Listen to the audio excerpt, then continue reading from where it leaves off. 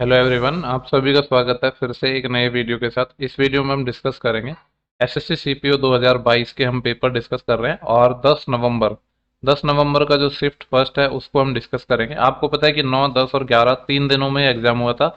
Per day 3 shift हुई थी, तो टोटल अपने 9 शिफ्टों के अंदर ये एग्जाम हुआ था, जिसमें जो 9 नवंबर की तीनों शिफ्ट है उनको हम डिस्कस कर चुके हैं। इस वीडियो में हम 10 नवंबर की शिफ्ट फर्स्ट करेंगे, इसके बाद फिर जो बची हुई शिफ्ट है उनको करेंगे, ठीक है। बाकी पीडीएफ आपको टेलीग्राम चैनल पर मिल जाएगी और वहाँ लिंक है आपको हर एक वीडियो के कमेंट बॉक्स और डिस्क्रिप्शन बॉक्स दोनों जगह मिल जाएगा। वहाँ से जाके आप टेलीग्राम चैनल जरूर ज्वाइन कर लो। वहाँ पे मैं सारे अपडेट देता रहता हूँ और पीडीएफ वगैरह सब कुछ डालता रहता हूँ और कंटेंट भी डालता रहता हूँ, ठीक है। तो टेलीग्राम चैनल आपको ज्वाइन करना मस्ट है। वहाँ पे एसएससी और रेलवे से रिलेटेड जितना भी एक सिंगल छोटा से छोटा अपडेट है वो भी आपको वहाँ पे दिया जाता है, ठीक है। बाकी अगर आपको सेशन पसंद आता है तो लाइक कमेंट शेयर जरूर करना है, ठीक है। क्योंकि देखो इतना तो आप कर ही सकते हो एटलीस्ट कि सेशन को लाइक करो और लोगों के साथ शेयर करो, ठीक है। विदाउट वेस्टिंग टाइम सीधा हम क्वेश्चंस पर चलते हैं। ओके, ये अपना पहला क्वेश्चन है और ये क्वेश्चन है अपना डीआई का। मैं थोड़ा सा पहले इसको एडजस्ट कर लेता हूँ स्क्रीन को। ओके, देखो पहला क्वेश्चन है यहाँ पे अपने डीआई का क्वेश्चन है। बोल रहा है कि जे है वो गांव ए बी तथा सी में पुरुषों की औसत संख्या को दर्शाता है। इस तरीके से अपन को बोला है कि जे ये है, के है, पूछा क्या है जे और के का औसत क्या होगा। तो देखो जे और के का हमें औसत निकालने को कहा गया है। तो सबसे पहले देखते हैं जे जे क्या बोल रहा है, गांव ए बी तथा सी में पुरुषों की औसत संख्या। गांव ए एरा, बी एरा, सी एरा, पुरुषों की औसत संख्या यानी मेल की औसत संख्या, यानी इन तीनों का एवरेज निकालना है। तो तीनों को अगर हम जोड़ेंगे तो कितना आएगा, ठीक है। मैं यहाँ पे कर रहा हूँ, इस जे की वैल्यू निकाल रहा हूँ। तो ये आ जाएगा 5 और इसके बाद आएगा 6। देन फिर कितना आ जाएगा, 5 और 4 9, 9 और एक 10। 1 कैरी आएगा, एक और एक दो, दो और एक तीन, तीन और एक चार, ये 4065 है। और एवरेज निकालना है तो 3 से डिवाइड करना पड़ेगा। तो ये कितना आ जाएगा, 3 एकम 3, बचे कितना, यहाँ 1 10, 3 3 9, फिर 1 16, 3 5 15, फिर 1 15, 3 5 15, 1355 हो गया। तो जे की वैल्यू 1355 आ चुकी है। तो अपन को जे और के का एवरेज निकालना है ना, तो एक तो 1355 हो गया प्लस के क्या है, गांव बी सी तथा डी में महिलाओं की औसत संख्या। देखो बी सी डी में यानी लास्ट के 3 में एवरेज निकालना है, तो सबको जोड़ो। 0 2 और 8 10 और 7 17, एक असिल, एक और तीन चार, चार एक पाँच, पाँच और एक छः, और तीन ये 3670। और वैसे मेरे को लग रहा है ठीक है, पॉइंटों में ही आंसर आएगा। इसका एवरेज निकालना है तो इसको भी 3 से भाग देना है, ठीक है। तो ये कितना आएगा, देखो ये कटेगा तो नहीं अगर हमने सही किया है। तो 0 8 2 10 7 17 और एक असिल, एक और तीन चार, चार एक पाँच, पाँच और एक छः, बिल्कुल। ये देखो अप्रोक्स में अगर मैं निकालूं तो कितना आएगा, 3 एकम 3, 3 दूनी 6, 3 दूनी 6, 1 10, फिर 3 3 9, और इतना आएगा 1223.3। तो हमको इसका एवरेज निकालना है। तो ये 0.3 और इसको डिवाइड करेंगे किससे, 2 से। तो देखो इन दोनों को ऐड कर लेते हैं, कितना आएगा, 3 5 8, 2 5 7 और 2 और 3 5 और एक और एक दो, ये आ जाएगा डिवाइड बाई 2।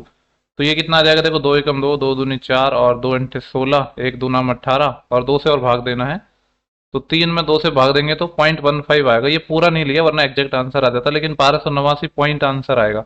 तो 1289 पॉइंट ऑप्शन पहला ही हो गया, ठीक है। सिंपल क्वेश्चन था अपना। ये एग्जैक्ट तब आता जब इसको हम यहाँ पे एग्जैक्ट लेते, लेकिन 0.3 के बाद ही मैंने छोड़ दिया है। नेक्स्ट क्वेश्चन पर चलते हैं। क्वेश्चन नंबर 2 है, ये भी अपना डीआई का है। डीआई के क्वेश्चन आ रहे हैं लगातार स्टार्टिंग में। किस महीने में सर्वाधिक पुस्तकें जारी की गई। ओके, देखो सिंपल सा है, या तो आप ऑप्शन के थ्रू बना लो, ज्यादा बढ़िया है। जनवरी में देखते हैं 5,000 है। फरवरी तो देखो जनवरी में तो होगा ही नहीं, क्योंकि फरवरी में जनवरी से भी ज्यादा है। अप्रैल में देखते हैं, तो अप्रैल और इनका तो लगभग सेम ही। देखो अब इसमें आपको ऐसा नहीं कि वैल्यू गिवन है, आप यहाँ पे सिर्फ आपको ऑब्जर्व करना है, ये लाइन ना लगभग सेम आ रही है। तो यानी फरवरी अप्रैल इसका आंसर नहीं होगा। और मई में देखो, मई में ये जो लाइन है इनसे अबो है, ऊपर जा रही है, तो सबसे ज्यादा इसी में आ गई, ठीक है। क्योंकि ये आपको डेटा एग्जैक्ट नहीं होगा, बस ये आपको ऑब्जर्व करना पड़ेगा। नेक्स्ट क्वेश्चन पर चलते हैं। क्वेश्चन नंबर है अपना 3rd, ठीक है। थोड़ा सा और जूम कर देता हूँ जिससे ठीक ठाक दिखे। बोला है कि निम्नलिखित में से सबसे छोटा अनुपात कौन सा होगा। ये देखो रेशियो की बात पूछ रहा है कि जो मिनिमम रेशियो है वो कौन सा होगा। तो इसके कई सारे तरीके हो सकते हैं सॉल्व करने के, लेकिन सबसे बेटर तरीका है कि आप कंपैरिजन करो दो दो का। 43 41 का आप कंपैरिजन करो किससे, 42 49 से, ठीक है। तो देखो क्योंकि वैसे तो आपको फिर डिवाइड करना पड़ेगा तो उसमें ज्यादा कंफ्यूजन रहेगा। सबसे छोटा पूछा है ना, तो मल्टीप्लिकेशन करो क्रॉस में, वो सबसे छोटा आना चाहिए। अगर मैं इन दोनों का मल्टीप्लाई करूँ और इन दोनों का मल्टीप्लाई करूँ, तो आपको पता है कि 41 गुणा 42 और 33 गुणा 49, तो बड़ा कौन सा आएगा। अगर मैं इनको आप करूँ तो 1600, और यह है 50 दिया 1500। एग्जिट करके ही देख लेते हैं। 33 गुणा 49 का मल्टीप्लाई करूंगा तो 3 हम 27, 2 असिल, 3 चौके 12 और 9 तिया 27, 27 और 12 हाँ हो जाएंगे अपने 39 और 2 41, 4 असिल, 3 चौके 12, 12 और 4 16। इन दोनों को क्रॉस मल्टीप्लाई किया तो 1617 आया। और इसको क्रॉस मल्टीप्लाई किया तो 42 एकम 42, 4 80 लाएंगे, और 42 चौके कितने हो जाएंगे, 4 चौके 16 और 168 और 4 कैरी आई थी यानी 172, 1712 आ रहा है। तो देखो ये वाला रेशियो कम आ रहा है, यानी कह सकते हैं कि जो दूसरा तो आंसर नहीं हो सकता क्योंकि ये इससे छोटा नहीं है। ठीक है, तो इस सबको मैं मिटा रहा हूँ। अब हम पहला हमारा छोटा रेशियो आ गया, पहले की कंपैरिजन करेंगे हम तीसरे से, तो इसको मिटा देता हूँ। अब तीसरा देखते हैं, 35 47 की कंपैरिजन करेंगे। यहाँ पे अगर मैं क्रॉस मल्टीप्लाई करूँ तो पहले तो 47 गुणा 33 करना होगा। 33 और 47 को मल्टीप्लाई कर लो, 3 7 21, 80 लाई 2, 7 तिया 21 और 4 तिया 12, 21 और 12 33, 33 और 2 35, 3 80 और 3 चौके 12 और 3 15, 15 से 51 आ रहा है ऐसे मल्टीप्लाई करने पर। और ऐसे किया तो 35 एकम 35, 3 80 और 35 चौके 140 और 143, ये 1435 आ रहा है। यहाँ पे 15 से 51 आ रहा है, यानी दूसरा रेशियो कम आ रहा है। यानी मैं कह सकता हूँ अभी तक तो जो थर्ड ऑप्शन है वो हमारा मिनिमम रेशियो है, पहला भी नहीं है अब। ठीक है, तो पहले वाले को मिटा रहा हूं मैं, पहला वाला नहीं हो सकता, यानी ये वाला ऑप्शन भी हट गया। अब अपना थर्ड हो गया। अब थर्ड और फोर्थ की कंपैरिजन करनी है, 41 और 92 से। अब देखो सिंपली आपको समझ आ रहा है कि ये 92 है, अगर 90 भी होता तो ये 2700 समथिंग आएगा, जबकि इसको मल्टीप्लाई करूंगा ये 50 भी होता तो 2000 समथिंग आएगा, यानी लास्ट वाला रेशियो कम आ रहा है। इसका मतलब है तीसरा भी आंसर नहीं होगा, चौथा होगा। ठीक है, ऐसे ही आपको कंपैरिजन करके करने हैं ये क्वेश्चन, बाकी या फिर आप पर्टिकुलर डिवाइड करो अलग अलग, वो भी एक तरीका है, पर मुझे लगता है कि यही तरीका ज्यादा सही है। नेक्स्ट क्वेश्चन पर चलते हैं। नेक्स्ट क्वेश्चन है अपना क्वेश्चन नंबर 4। यहाँ पे बोला है कि एक चुनाव में दो उम्मीदवार थे, एक को 42% वोट मिले। देखो टोटल 100% अपने वोट है, मान लो या 100 मान लो। एक को मिले 42, तो दूसरे को कितने मिलेंगे, फिर 58 मिलेंगे। परंतु 1400 इनवैलिड वोट के कारण वो अपने एकमात्र कंपिटिटर से 3080 वोटों से हार जाता है। तो इनवैलिड वोट का परसेंटेज पूछा है। देखो इनकी अगर मैं बात करूँ तो ये जो 16% है इसकी वैल्यू क्या होगी, 3080 तो होगी। ठीक है, और मैं मान लेता हूँ कि वोट इनवैलिड थे ही नहीं एक भी, तो फिर उस केस में टोटल वोट कितने होते हैं, इनका जो अंतर होता है 1400 और बढ़ जाता, यानी ये हो जाता 3080 और 1400 कितना हो जाएगा, 4480। ठीक है, आपको समझ आ रहा है ना, क्योंकि देखो जो 1400 इनवैलिड है वो मैं मान के चल रहा हूँ कि इनवैलिड ना होते तब तो वोट तो डले थे ना, तो इतने हो गए अपने। तब अपना जो 16% की वैल्यू ये होती है, यहाँ से 1% अगर मैं निकालूं तो ये आ जाएगा 16 दूनी 32, फिर यहाँ से बचेंगे 12, 128, 16 × 128, 280। 100% निकालूंगा तो डबल जीरो और लग जाएंगे, यानी जो टोटल वोट है वो 28,000 थे। अब पूछ रहा है कि जो 1400 है वो 28,000 का कितना है। तो जब परसेंटेज निकालूंगा तो ये 2 जीरो कट जाएंगे, सिर्फ 280 आएगा, और 5% आ गया सिंपली अपना, ये 28 × 140, तो 5% इनवैलिड वोट थे। ठीक है, नेक्स्ट क्वेश्चन पर चलते हैं। क्वेश्चन नंबर है अपना फिफ्थ। बोल रहा है कि एक 60 मीटर लंबे और 30 फीट चौड़े और 20 मीटर ऊंचे हॉल में फिट हो सकने वाली अधिकतम लंबाई की खंबे की लंबाई निकालनी। बेसिकली अपना ये क्या बनेगा, क्यूबॉइड बनेगा, घनाभ बनेगा, जिसमें जो मैक्सिमम लंबाई की छड़ रखी जा सकती है वो क्या होता है, डायगोनली रखनी पड़ेगी, और वो क्या होता है L² + B² + H²। इसकी जो लंबाई होगी, ये डिस्टेंस कह सकते हो, तो ये निकालना है। सिंपली सबका स्क्वायर करके जोड़ना है और अंडर रूट लेना है। 60 का तो आ जाएगा 3600, ठीक है। 30 का आ जाएगा अपना कितना, 900, और 20 का आ जाएगा 400। सबको जोड़ूंगा तो कितना आएगा, 36 और 9 45 और 4 4900। 4900 आ रहा है, इसको मैं 49 × 100 लिख दूंगा, और उसका अंडर रूट और निकालना है, तो 7 आ जाएगा और इसका 10 आ जाएगा, 70 आ जाएगा। 70 फीट लंबी इसमें हम एक क्या रख सकते हैं, 70 फीट लंबी एक रॉड रख सकते हैं, या मैक्सिमम लेंथ की जो देखो देखो सॉरी क्या बोल रहा हूँ, जो क्यूबॉइड होता है उसमें जो मैक्सिमम लंबाई की छड़ रखी जाती है वो डायगोनली रखी जाती है, और क्यूबॉइड का डायगोनल होता है अपना ये। क्वेश्चन नंबर अपना नेक्स्ट है 6 DI से है। बोला है कि डायरेक्ट चलते कि पूछा क्या है।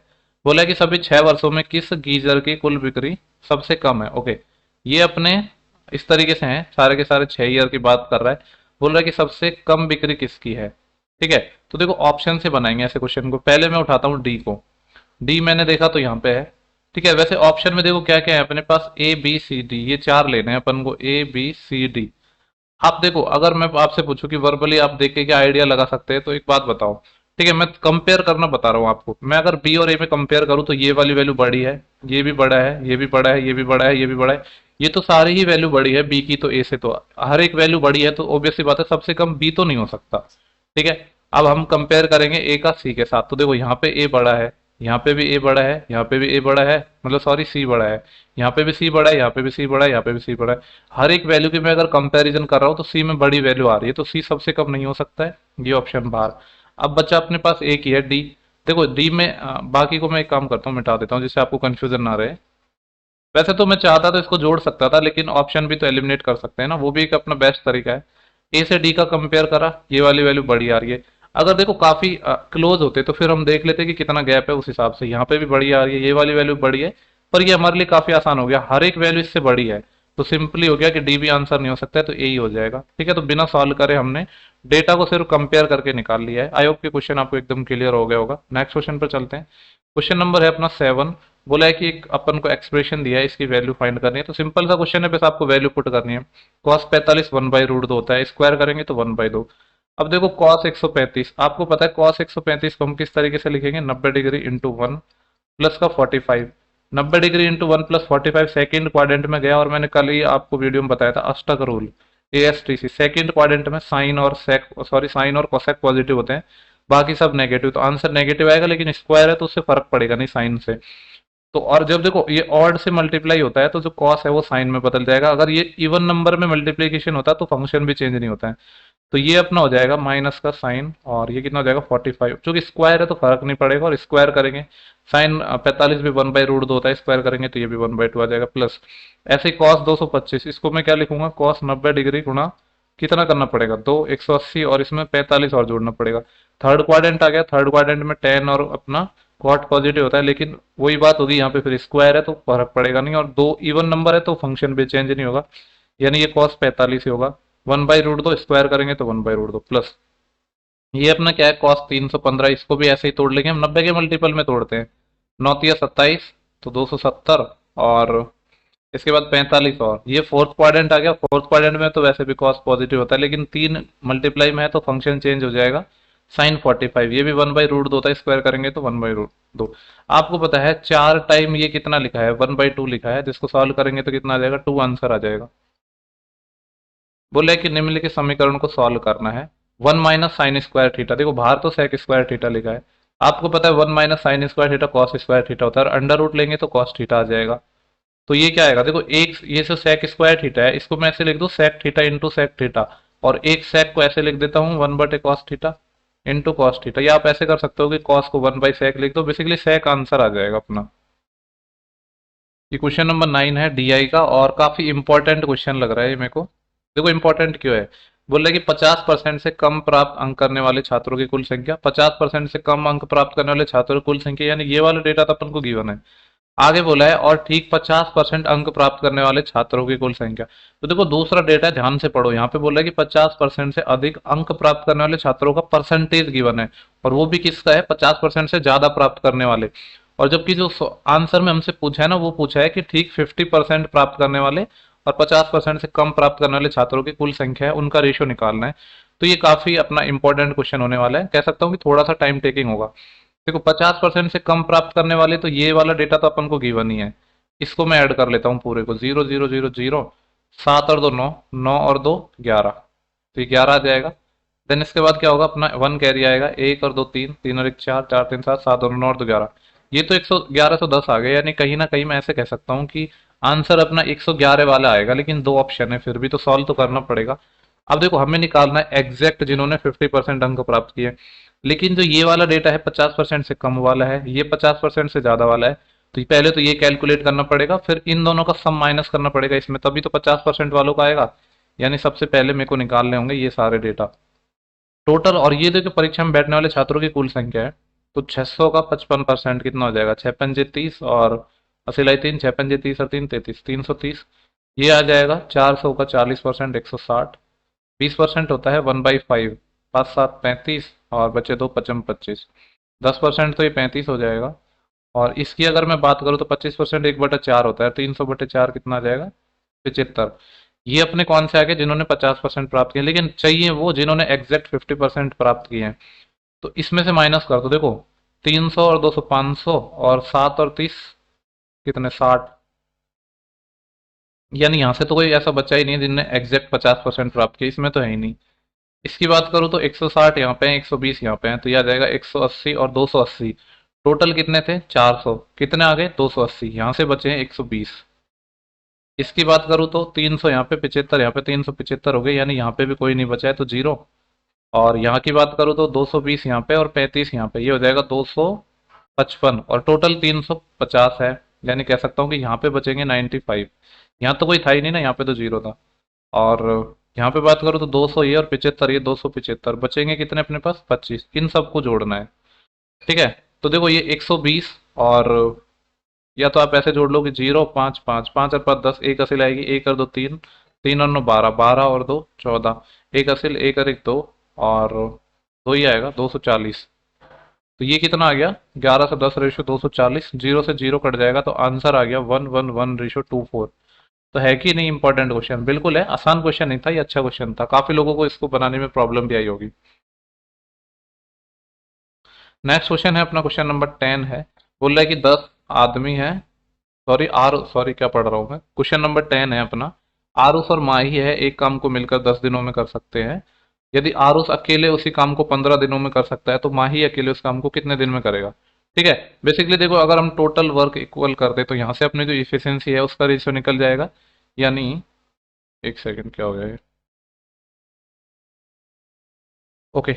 आरुष था एक तो, और एक माही था, ए और एम लिख लिया, ये मिलकर 10 दिन में कर सकते हैं। आरुष अकेले उस काम को 15 दिन में कर सकता है। 5 दूनी 10, 5 तिया 15, इधर 2 ए है और इधर 3 है, तो माइनस करूंगा तो ए आ जाएगा और इधर 2 एम आएगा। यानी माही और आरुष की जो इफिशियंसी का जो रेशियो है 1:2 आ जाएगा। टोटल वर्क यहाँ से निकल जाएगा, किसी भी एक इक्वेशन से निकाल लो। आरुष की इफिशियंसी है 2, और 15 दिन में अकेला कर सकता था, तो टोटल काम 30 हो जाएगा। करना माही को है अकेले, माही की इफिशियंसी 1 है, कितने दिन में कर देगा, 30 दिन में। डीआई का क्वेश्चन है। बोला है कि, क्या बोला है, इनमें से किस कोल्ड ड्रिंक के उत्पादन में अधिकतम परसेंटेज इंक्रीमेंट हुआ है।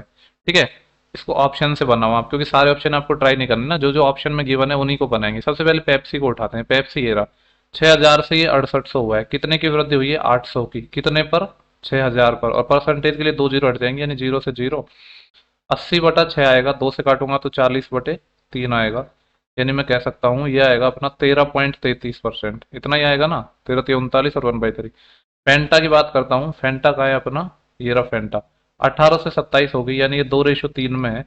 दो से कोई चीज 3 हो गई तो एक बढ़ गई 2 पर, 1/2 मतलब 50%। यानी ये तो कह सकता हूँ कि पेप्सी तो आंसर नहीं होगा, अभी के लिए अपना आंसर फेंटा हो गया, लेकिन बाकी को चेक करना पड़ेगा। कोका कोला ये रहा, 53 से 56 हो रहा है, आपको पता है सिर्फ 300 ही बढ़ रहा है, 50% तो नहीं बढ़ रहा है, जो कि फेंटा बढ़ा था, ये आंसर नहीं हो सकता। स्प्राइट 54 से 58 हुई है, 50% इसका 2700 होता है, ये भी नहीं होगा, आंसर अपना फेंटा ही हो जाएगा। नेक्स्ट क्वेश्चन पर चलते हैं, क्वेश्चन नंबर है अपना 12।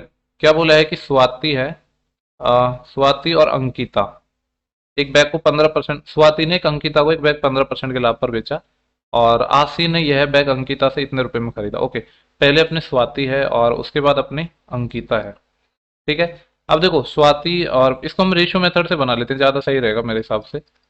15% लाभ पर बेचा, 15% कितना होता है, 3/20, 20 पे 3 का लाभ, यानी 20 से 23 आ जाएगा। ठीक है, ये जो रेशियो है इसको इधर साइड में लिखना होगा, स्वाति और इसको मैं, चलो यहाँ पे प्रॉपर लिखता हूँ, कलर बदल लेता हूँ। एक तो अपना कौन था, स्वाति एस और अंकिता ए, ये आ जाएगा 20 से 23। इसके बाद है, आशी ने यह बैग इतने रुपए में खरीदा, और अंकिता ने 20% का लाभ कमाया इस पर, 20% 1/5, यानी अंकिता ए एन लिख रहा हूँ, और इससे आशी, आशी था ना ए एस, इसको ए एन लिख देते हैं। तो ये था 20% 1/5, यानी 5 से 6 आ जाएगा। तो यहाँ से तीनों का रेशो निकाल सकते हो चाहो तो, लेकिन हमसे पूछा है कि स्वाति ने बैग किस कीमत पर खरीदा था। तो स्वाति और अंकिता और आशी, इन तीनों का रेशो आएगा, मैं तीनों का ही निकाल के बता देता हूँ। रेशो मेथड तो आपने पढ़ा ही है, कैसे सॉल्व करते हैं हम। कुछ कट रहा है तो आप काट सकते हो, 2 से ये 3 टाइम कट जाएगा और 2 से ये 10 टाइम कट जाएगा, और तो कुछ कटेगा नहीं। स्वाति सिर्फ यहीं पे है, सीधा मल्टीप्लाई कर दो, 50 आ जाएगा। देन उसके बाद अंकिता, 23 × 5 115, और फिर क्या आएगा अपने पास, आशी, यहाँ जाएगा 23 × 3 = 69। आशी ने कितने में खरीदा था ये बैग, 24,080 में, यानी ये मैं ये कह सकता हूँ कि जो 69 है इसकी वैल्यू है अपने 24840, इतनी आ गई। पूछा क्या है कि स्वाति ने कितने में खरीदा, यानी 50 की वैल्यू चाहिए। ठीक है, तो पहले तो इसको काटना पड़ेगा, 23 से काट सकते हैं क्योंकि 69 है, तो 23 से तो कटेगा ही, 23 × 3 = 69। 23 से इसको काटूंगा तो 23 एकम 23, बचे एक 18, भाग नहीं जाएगा तो जीरो लगाना पड़ेगा, अब ये हो जाएगा 184। अब देखो 23 से अगर हम काटते हैं किसी नंबर को तो 184 इसके 8 टाइम में आएगा, यानी 8 टाइम कट जाएगा और जीरो, और फिर 3 से वापस काटेंगे तो ये 36 और जीरो, एक एक यूनिट की वैल्यू 360 आ गई, हमें निकालना है 50 की। आपको पता है 36 × 5 = 180 होता है, और उसके साथ एक और एक कितने जीरो आ जाएंगे, दो जीरो और आ जाएंगे, यानी 18,000 आंसर आ जाएगा अपना, जो कि ऑप्शन नंबर अपना पहला है। नेक्स्ट क्वेश्चन है अपना 13। क्या पूछा गया है, एक निर्माण स्थल पर राजू एक दीवार को 36 घंटे में पेंट कर सकता है। ठीक है, राजू की बात कर रहा है कि 36 घंटे में एक दीवार को पेंट कर सकता है, जबकि अंगद है उसी काम को 18 घंटे में कर सकता है। अंगद को मैं ए से लिख लेता हूँ, ये 18 घंटे में कर सकता है। देन आगे क्या बोल रहा है, सुमित उसी दीवार को 24 घंटे में पेंट कर सकता है। सुमित के बारे में बोला गया कि ये इसको 24 घंटे में पेंट कर सकता है। यदि वे एक साथ मिलकर काम करें तो दीवार कितने समय में पेंट होगी। ठीक है, चाहो तो आप वैसे बना सकते थे, या नॉर्मली अपन एलसीएम लेते हैं ना, वैसे भी बना सकते थे। वैसे ही मैं बता देता हूँ, ज्यादा सही रहेगा। RAS, ये कितने 36 दिन में, और ये अपना 18 और ये 24। इन सब का एलसीएम कितना आएगा, देखो सबसे बड़ा 36 है, 36 का मैं डबल करता हूँ तो 72, 72 में 18 से भी जाएगा 24 से, यानी 72 एलसीएम आ जाएगा। 36 दूनी 72, 18 चौके 72, 24 दिया 72। क्या पूछा है कि वे अगर एक साथ काम करते हैं तो कितने दिन में पेंट कर देंगे, तो टोटल काम 72 करना है, और तीनों की इफिशियंसी का सम, 2 और 4 6, 6 और 3 9, 9 8 72, 8 आंसर आ जाएगा अपना। 8 घंटे में हो जाएगा पेंट। नेक्स्ट क्वेश्चन है अपना 14। बोला है कि 238 और 832 इनका महत्तम समापवर्तक निकालना है, यानी HCF निकालना है अपन को। ठीक है, तो 238 और 832, इसमें देखो कॉमन क्या आ रहा है। इसको मैं कहूंगा कि आप बाई ऑप्शन बना लो, ज्यादा बढ़िया है। HCF मतलब हाईएस्ट कॉमन फैक्टर लेना है, तो क्यों ना सबसे बड़े ऑप्शन से पहले ट्राई करें। जैसे अगर मैं 16 से ट्राई करूंगा, आपको पता है कि 16 में अपना 4 भी छिपा है। ठीक है, क्योंकि 4 गुणा 4 होता है, या मैं कह सकता हूँ कि 8 भी छिपा है, यानी नंबर 4 से डिवाइड होना चाहिए। अब 238 तो 4 से नहीं होता है, सिर्फ 832 ही होता है, तो 8 को चेक करने की जरूरत ही नहीं है। यानी मैं ये कह सकता हूँ कि 16 तो अपना आंसर नहीं होगा।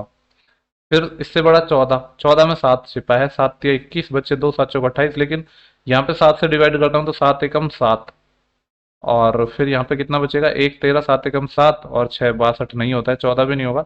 8 से तो पहले ही नहीं हुआ था, तो अब कैसे हो जाएगा, तो एक ही ऑप्शन बचा 2। बाकी आप ट्रेडिशनल मेथड से भी कर सकते हो, पर उसकी जरूरत नहीं थी यहाँ पे। बोला है कि इसको सॉल्व करना है। आपको पता है 243 का डबल करना है, यानी 486 हो जाएगा। एक मिनट, कुछ गड़बड़ है इस सवाल में यार। 0.2223, और ये कैसे हो सकता है। देखो यहाँ पे शायद एक चीज हो सकती है, क्योंकि ऐसे ही जो ये ब्रैकेट वाली मिस्टेक है ना, काफी सवालों में देखने को मिली है। अगर उस हिसाब से हुआ तो फिर ये ऐसे हो सकता है क्या, कि ये पावर में हो, क्योंकि ऐसे कई सवाल हमने हर शिफ्ट में गलत देखे हैं। यानी अगर पावर में होता तो ये होता 00243, और इसकी पावर 0.2, 0.2 को मतलब मैं कह सकता हूँ 1/5। ठीक है, यहाँ ना करके इसको मैं ऊपर ले जाता, तब की बात कर रहा हूँ मैं, क्योंकि आपको पता है कि अगर ये मल्टीप्लाई में है, तो ये कोई से ऐसे ऑप्शन ही नहीं है जो सही है। वैसे तो आप इस क्वेश्चन को चैलेंज कर सकते हो अगर ऐसा है तो, क्योंकि आपको पता है यहाँ मल्टीप्लाई में तो नहीं है ये। अगर मैं इसको देखूँ तो आपको पता है कि 243 क्या होता है। अगर मेरे को ये पता है कि मेरे को 81 × 3 243 आता है, और पॉइंट की बात करूँ तो 1 2 3 4 5 आएगा, यानी 10⁻⁻5। अब देखो 81 क्या होता है अपना, 3⁻4, और ये होता है 3⁻1, तो ये बनेगा 3⁻5, 10⁻⁻5, इस पूरे की पावर 1/5। ये इस सवाल में ये पावर है वो ऊपर है, ये पावर में था, मल्टीप्लाई में नहीं था। तो 3⁻5 का 1/5 करूंगा तो 3 आ जाएगा, और 10⁻⁻5 का 1/5 करूंगा तो 10⁻1 आ जाएगा। कहने का मतलब है कि 3/10, 3/10 का मतलब क्या है, 0.3। 0.3 तो तभी आ पाएगा जब ये पावर में होगा। ठीक है, ये रॉन्ग क्वेश्चन है अपना, आप इसको चैलेंज कर सकते हो। नेक्स्ट क्वेश्चन है, एक एक यदि एक 4 अंकों की संख्या है, संख्या इस तरीके से है x5 8 y, ये है 9 से कम्प्लीटली डिविजिबल है। ठीक है, तो x प्लस वाई की मिनिमम वैल्यू हमें चाहिए। देखो आपको पता है अगर कोई भी नंबर 9 से डिविजिबल है तो सम ऑफ डिजिट 9 से डिविजिबल होना चाहिए। यहाँ पे 5 और 8 13, 13 में 9 को तो मैं हटा देता हूँ, क्योंकि 9 तो डिविजिबल होगा ना, तो 4 बचेगा। यानी मैं कह सकता हूँ कि 4 प्लस एक्स प्लस वाई है, इसको डिविजिबल होना पड़ेगा 9 से। 9 से तब होगा जब x प्लस वाई को 5 होना पड़ेगा। यही पूछा है कि x प्लस वाई की मिनिमम वैल्यू क्या हो सकती है। नेक्स्ट क्वेश्चन है अपना 17। बोला है कि एक व्यक्ति है जिसने 3,000 रुपये प्रत्येक के हिसाब से 2 साइकिलें खरीदी। यदि वह एक को 10%, देखो हर एक साइकिल उसने 3,000 रुपये के हिसाब से खरीदी है, यानी जो सीपी है वो क्या है, सेम है। आगे बोल रहा है यदि पहली साइकिल को 10% के लाभ पर बेच देता है। मान लो सबका सीपी मैं 3,000 नहीं मानूंगा, क्योंकि इस डेटा की हमें जरूरत नहीं है। मैंने सीपी मान लिया 100 है। क्या हुआ है, एक को 10% के लाभ पर बेच दिया, तो कितने में बेच दिया, +10 का लाभ हो गया। लेकिन दूसरी साइकिल को कितने परसेंट लाभ पर बेचे, ताकि उसे ओवरऑल 20% का लाभ हो। अब देखो ओवरऑल ही 20% का लाभ चाहता है। एक साइकिल 100 रुपए की थी, तो 2 साइकिल कितने रुपए की हो गई, 200 रुपए की हो गई। 200 रुपए पे ये लाभ चाहता है 20%, तो इसका 20% कितना हो जाएगा, 40 रुपए, यानी ये 40 रुपए का लाभ चाहता है। अब देखो यहाँ से 10 का लाभ तो इसने कमा लिया, यानी इसको 30 का लाभ और कमाना पड़ेगा। अब दूसरी साइकिल भी तो 100 रुपए की है, तो 30 का लाभ कमाने के लिए इसको कितने में बेचना पड़ेगा, 30% प्रॉफिट पर, तो ऑप्शन नंबर सेकंड हो जाएगा। ऐसे सवालों में आप डेटा को यूज करने की जरूरत नहीं है, जब परसेंटेज में हमसे चीजें पूछी गई हो तो ये बस कंफ्यूज करने के लिए दी जाती है। कंफ्यूज करने के लिए तो नहीं है, आप इसे सॉल्व करोगे तो हो जाएगा, लेकिन आपको करना नहीं है, आप वैल्यू यूज नहीं करनी है। नेक्स्ट क्वेश्चन डीआई का है, देखते हैं कि क्या पूछा गया है। आ कहाँ पे है सवाल? सवाल ये है अपना, क्या है, तालिका विभिन्न आयु के वर्गों की शहर की कुल जनसंख्या का परसेंटेज दर्शाती है। और क्वेश्चन क्या है यार, क्वेश्चन तो मुझे पता ही नहीं चल रहा। यदि 36 वर्ष से कम आयु वाले लोगों की संख्या 30 वर्ष है, ओके, 36 से कम वाले जो आयु है उनकी जो संख्या है वो 30 ईयर है, और 56 से 65 आयु वाले वर्ग हैं उनके लोगों की संख्या मिलियन में अपन को फाइंड करनी है। अच्छा, सवाल ऊपर ही दे दिया इन्होंने, ठीक है। और ओके, ये अपना परसेंटेज है। तो देखो यहाँ पे बोला है कि 36 से जिनकी आयु कम है, 36 से कम आयु वाले लोगों की जो संख्या है वो कितनी है, 30 वर्ष है। 30 वर्ष है, ये क्या है? देखो ये 30 वर्ष नहीं होना चाहिए, 30 मिलियन होना चाहिए यार, पता नहीं क्या तो इन्होंने गड़बड़ कर रखी है सवालों में। 36 ईयर से कम आयु वाले लोगों की संख्या 36 मिलियन होनी चाहिए, 36 से कम देखो कहाँ पे है, ये अपना था 26 से 35, तो 36 से कम वाले सिर्फ यही वाला अपना डेटा है, और ये क्या है, परसेंटेज में है, ठीक है। टोटल मैंने मान लिया कि 100 लोग थे, ये 100% होगा अपने आप में डेटा। तो ये कितना है अपना, देखो 20 और मैं कह सकता हूँ कि 75 और 25 ये मिलके 0.1 बना देंगे, और 20 और 15 35, 35 और 6 41, और 41 और 10 51, 51 है ये, और यानी ये 52% हो गया, ठीक है। आपको पता है कि ये जो नंबर है ना, ये आपको 30 मिलियन गिवन है, 30 मिलियन। पूछा क्या था इन्होंने, इन्होंने पूछा था कि 56 से 65 आयु वाले वर्ग की संख्या निकाल लें मिलियन में। 56 से 65, 56 से 65 तो ये वाला आयु वर्ग है, यानी 5.5 की वैल्यू अपन को चाहिए, हम ये कह सकते हैं परसेंटेज में। तो यहाँ से देखो 1% की वैल्यू निकालूंगा तो 30/52 आ जाएगा, हमें चाहिए 5.5 की, जिसको मैं क्या लिख सकता हूँ, 11/2। सॉल्व कर लेते हैं, अपना आंसर आ जाएगा। देखो 2 से मैं काटूंगा तो ये 15 टाइम चले जाएगा, और तो कुछ कटेगा नहीं ना, तो इसको मल्टीप्लाई कर लेते हैं। 15 एकम 15, 80 लाई 1, 15 एकम 15 और 116, 165, जिसमें भाग दूंगा किससे, 52 से। आपको पता है कि 52 का मैं भाग दूंगा तो 3 पॉइंट करके तो आंसर आएगा, ये तो कंफर्म है। देखते हैं कितने ऑप्शन है, एक ही ऑप्शन नजर आ रहा है 3 पॉइंट कुछ करके, ठीक है। एग्जैक्ट आप निकालना चाहो तो निकाल सकते हो, उसकी जरूरत नहीं है, निकाल के मैं बता देता हूँ कि 52 का 3 टाइम करोगे तो कितना आएगा, 150 और 156 आएगा, कितना बचेगा अपना फिर, 9 बचेगा, वो 90 हो जाएगा। अब देखो 52 2 टाइम भी नहीं जाएगा, यानी 1 टाइम ही जाएगा, तो यही आ जाएगा। अब 3.1 के मैंने समथिंग निकाल दिया तो वही आंसर आ जाएगा। अच्छा क्वेश्चन था, एक तो इसमें छोटी सी मिस्टेक ये थी कि ईयर नहीं लिखा था, यहाँ पे ये मिलियन होना चाहिए था, ठीक है। पर मेरे ख्याल से इसने छोटी सी मिस्टेक के लिए शायद क्वेश्चन को चैलेंज नहीं कर सकते। ओके, क्वेश्चन नंबर जो अपना 19 है, ये इंपॉर्टेंट क्वेश्चन है, ठीक है। इसको देख लेते हैं, आसान ही क्वेश्चन है वैसे तो। पहले क्वेश्चन पढ़ लेते हैं क्या है। यहाँ पे बोले कि दी गई आकृति है जिसमें बड़े अर्धवृत्त के अंदर, यानी जो ये अपना ब्लू कलर से है, इसके अंदर 3 छोटे सेमी सर्कल बनाए हुए हैं, और जिन सभी की रेडियस इक्वल है। ये चीजें ध्यान रखने वाली है कि रेडियस इक्वल है, ताकि उन सभी के व्यास में बड़े अर्धवृत्त के व्यास पर बैठ जाएं, ठीक है। लाल और नीले क्षेत्रफल का एरिया निकालना है, यानी रेड का एरिया निकालना है अपन को ब्लू से। ओके, मैं काम कर रहा हूँ, इस फिगर को मैं थोड़ा सा जूम कर रहा हूँ आपके लिए, जिससे आपको कोई प्रॉब्लम ना हो, और इसका भी मैं साइज थोड़ा सा कम कर लेता हूँ। देखो इसका सेंटर यहाँ पे है, इसका सेंटर यहाँ पे है, इसका सेंटर यहाँ पे है। हमसे बोला है कि सबकी रेडियस इक्वल है, तो मैं 1 मान लेता हूँ कि इसकी रेडियस 1 है, तो ये भी 1 यूनिट हो जाएगी, ये भी 1 है, ये भी 1 है, ये भी 1 है, ये भी 1 है। तो अगर मैं ब्लू वाले सर्कल के लिए बात करूं, इस वाले के लिए, तो जो पूरा ये अपना क्या होता है, 2r होता है, इसकी वैल्यू कितनी हो जाएगी, ये 6 हो जाएगी। यानी मैं कह सकता हूँ बड़े वाले सर्कल के लिए जो अपनी जो रेडियस है वो 6/2 3 आ जाएगी क्या नहीं। और जो छोटे वाले जो रेड सर्कल है उनके लिए जो रेडियस है वो 1 यूनिट आ जाएगी, सेमी सर्कल है अपना बेसिकली, ठीक है। तो अब देखो अपन को पूछा है एरिया रेड से ब्लू का, तो अगर मैं आपसे पूछूं कि जो रेड सर्कल सेमी सर्कल है उनके एरिया कितने हो जाएंगे, तो है कितने अपने, ये 3 है, ठीक है। और क्या है अपने, ये सेमी सर्कल है। सेमी सर्कल है तो आपको पता है ये जो सर्कल होता है उसका एरिया πr² होता है, सेमी सर्कल का कितना हो जाएगा, आधा, half pi R square. R कितना है अपने पास, 1 यूनिट, तो 1, यानी मैं कह सकता हूँ ये कितना आएगा, 3π/2।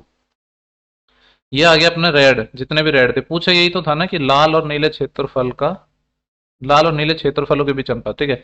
और ब्लू कलर अब मैं निकाल रहा हूँ, ब्लू का जो एरिया है, ठीक है, कलर चेंज कर लेता हूँ।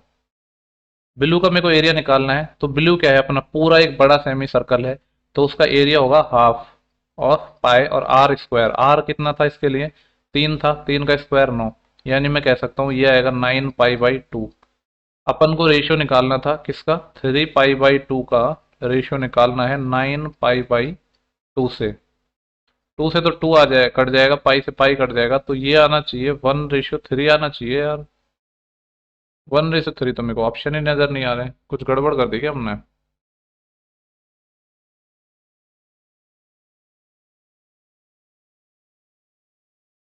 वैसे देखो अपन ने आंसर सही निकाला है, बस थोड़ा सा मैं गड़बड़ कर रहा हूँ जो पूछा है उसमें। यहाँ पे हमसे देखो क्या पूछा है, इन्होंने पूछा है कि लाल और नीले का, जो लाल है उसका तो चलो ठीक है, मैंने सही निकाल दिया कि जो लाल है, लाल कहाँ पे गया, आ, ये जो लाल है इसका 3 पाई बाई 2 आ गया। या रेशो की बात कर लो कि जो रेड है और ब्लू है, ये अपना कितना आ गया, 1:3 आ गया। लेकिन जो ब्लू है ना, एक्चुअली ब्लू नहीं है, इस ब्लू के अंदर ये रेड भी इंक्लूड हो गया है।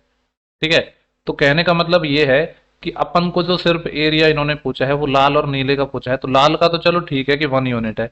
लेकिन जो ये 3 आया है ना, ये 3 इसका नहीं है, ये 3 में तो ये पूरा इंक्लूड हो गया ये वाला, यानी ये जो रेड वाला पार्ट है अपना, ये वाला जो पार्ट है अपने, ये वाले पार्ट ये भी तो आ गए, जबकि ये तो लेने ही नहीं है। तो 3 में से ये 1 रेशो माइनस करना पड़ेगा, तो 1:2 आएगा, ये ऐसे आएगा, थोड़ी सी मैं मिस्टेक कर रहा था, तो 1:2 आएगा। ठीक है, इंपॉर्टेंट क्वेश्चन तो था ही ये। नेक्स्ट क्वेश्चन पर अपन चलते हैं, क्वेश्चन नंबर है अपना 20। बोला है कि एक गोले की जो त्रिज्या है वो 5 सेंटीमीटर है और गोले का पृष्ठीय क्षेत्रफल निकालना है। अब देखो ये कोई क्वेश्चन है क्या, आपको पता है जो गोले का जो पृष्ठीय क्षेत्रफल होता है अपना, वो क्या होता है, 4 पाई आर स्क्वायर। तो ये 4 पाई आर स्क्वायर होता है। पाई की सॉरी आर की वैल्यू 5 है, 5 का स्क्वायर 25, 25 चौके कितना आ जाएगा, 100 पाई। ठीक है, वर्बली सॉल्व होने वाले क्वेश्चन है। नेक्स्ट अपना जो क्वेश्चन है ये थोड़ा ठीक लग रहा है। बोला है कि यदि एक संख्या है 16 और 11 से कंप्लीटली डिविजिबल है, इंपॉर्टेंट लग रहा है मुझे ये नंबर, क्या है, 3 4 R 0 5 0 3 0 M6।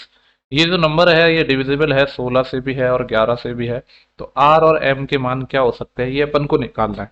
ठीक है, देखो आपको पता है कि अगर 16 की मैं बात करूं तो 16 में क्या छिपा है, एक 8 छिपा है, एक 2 छिपा है। तो अब आपको पता है कि जो 2 से तो ये नंबर डिविजिबल होगा क्योंकि लास्ट में 6 है, लेकिन 8 का रूल क्या है कि ये 0 M 6 लास्ट के 3 डिजिट डिविजिबल होने चाहिए किससे, 8 से। अब ये तो 0 ही है तो इसको तो इग्नोर ही कर दो, यानी M 6 है ये डिवाइड होना चाहिए 8 से। ठीक है, अब आपको पता है कि बहुत सारी मल्टीपल्स वैल्यू होंगी जो इसको सेटिस्फाई करेंगे, लेकिन हमें इसको ऑप्शन के अकॉर्डिंग बनाएंगे तो शायद ज्यादा इजी बन जाएगा। जैसे मैं यहाँ पे जो अपन को वैल्यू गिवन है ना, पहली वाली वैल्यू आर को रिप्रेजेंट कर रही है, दूसरी वाली एम को रिप्रेजेंट कर रही है, क्योंकि यहाँ पे बोला है कि क्रम से आर और एम के मान है। अपन को एम लेना है, तो मैं करता हूँ कि बाई ऑप्शन बनाऊं। अगर मैंने 6 लिया तो क्या 6 लेने पर 66 8 से डिविजिबल होता है, बिल्कुल नहीं होता है, तो पहला ऑप्शन हो गया बाहर। ठीक है, क्या 7 लूंगा तो ये 76 हो पाता है, 8 से डिविजिबल नहीं, ये भी बाहर। इतना तो कंफर्म हो गया कि 5 आएगा एम की वैल्यू, और 5 लेने पे हो भी रहा है, 56 बन रहा है। यानी एम तो हम निकाल चुके हैं, अब आर है उसको भी हम ऑप्शन के थ्रू पुट करेंगे ना, क्यों हम इतना ज्यादा दिमाग लगाएंगे। ठीक है, तो इसको मैं यहां से मिटा देता हूं। ओके, यहाँ से अपने जो एम है उसकी वैल्यू तो हम फाइंड कर चुके हैं, आर।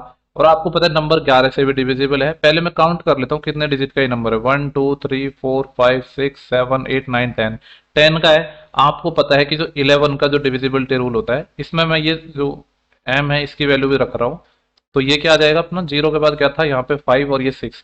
11 की डिविजिबिलिटी रूल क्या होती है कि जो इवन नंबर पे पोजीशन है और जो ऑड नंबर पर पोजीशन है उनका डिफरेंस या तो 11 हो या 11 का कोई मल्टीपल हो, 0 भी होगा तो भी चलेगा।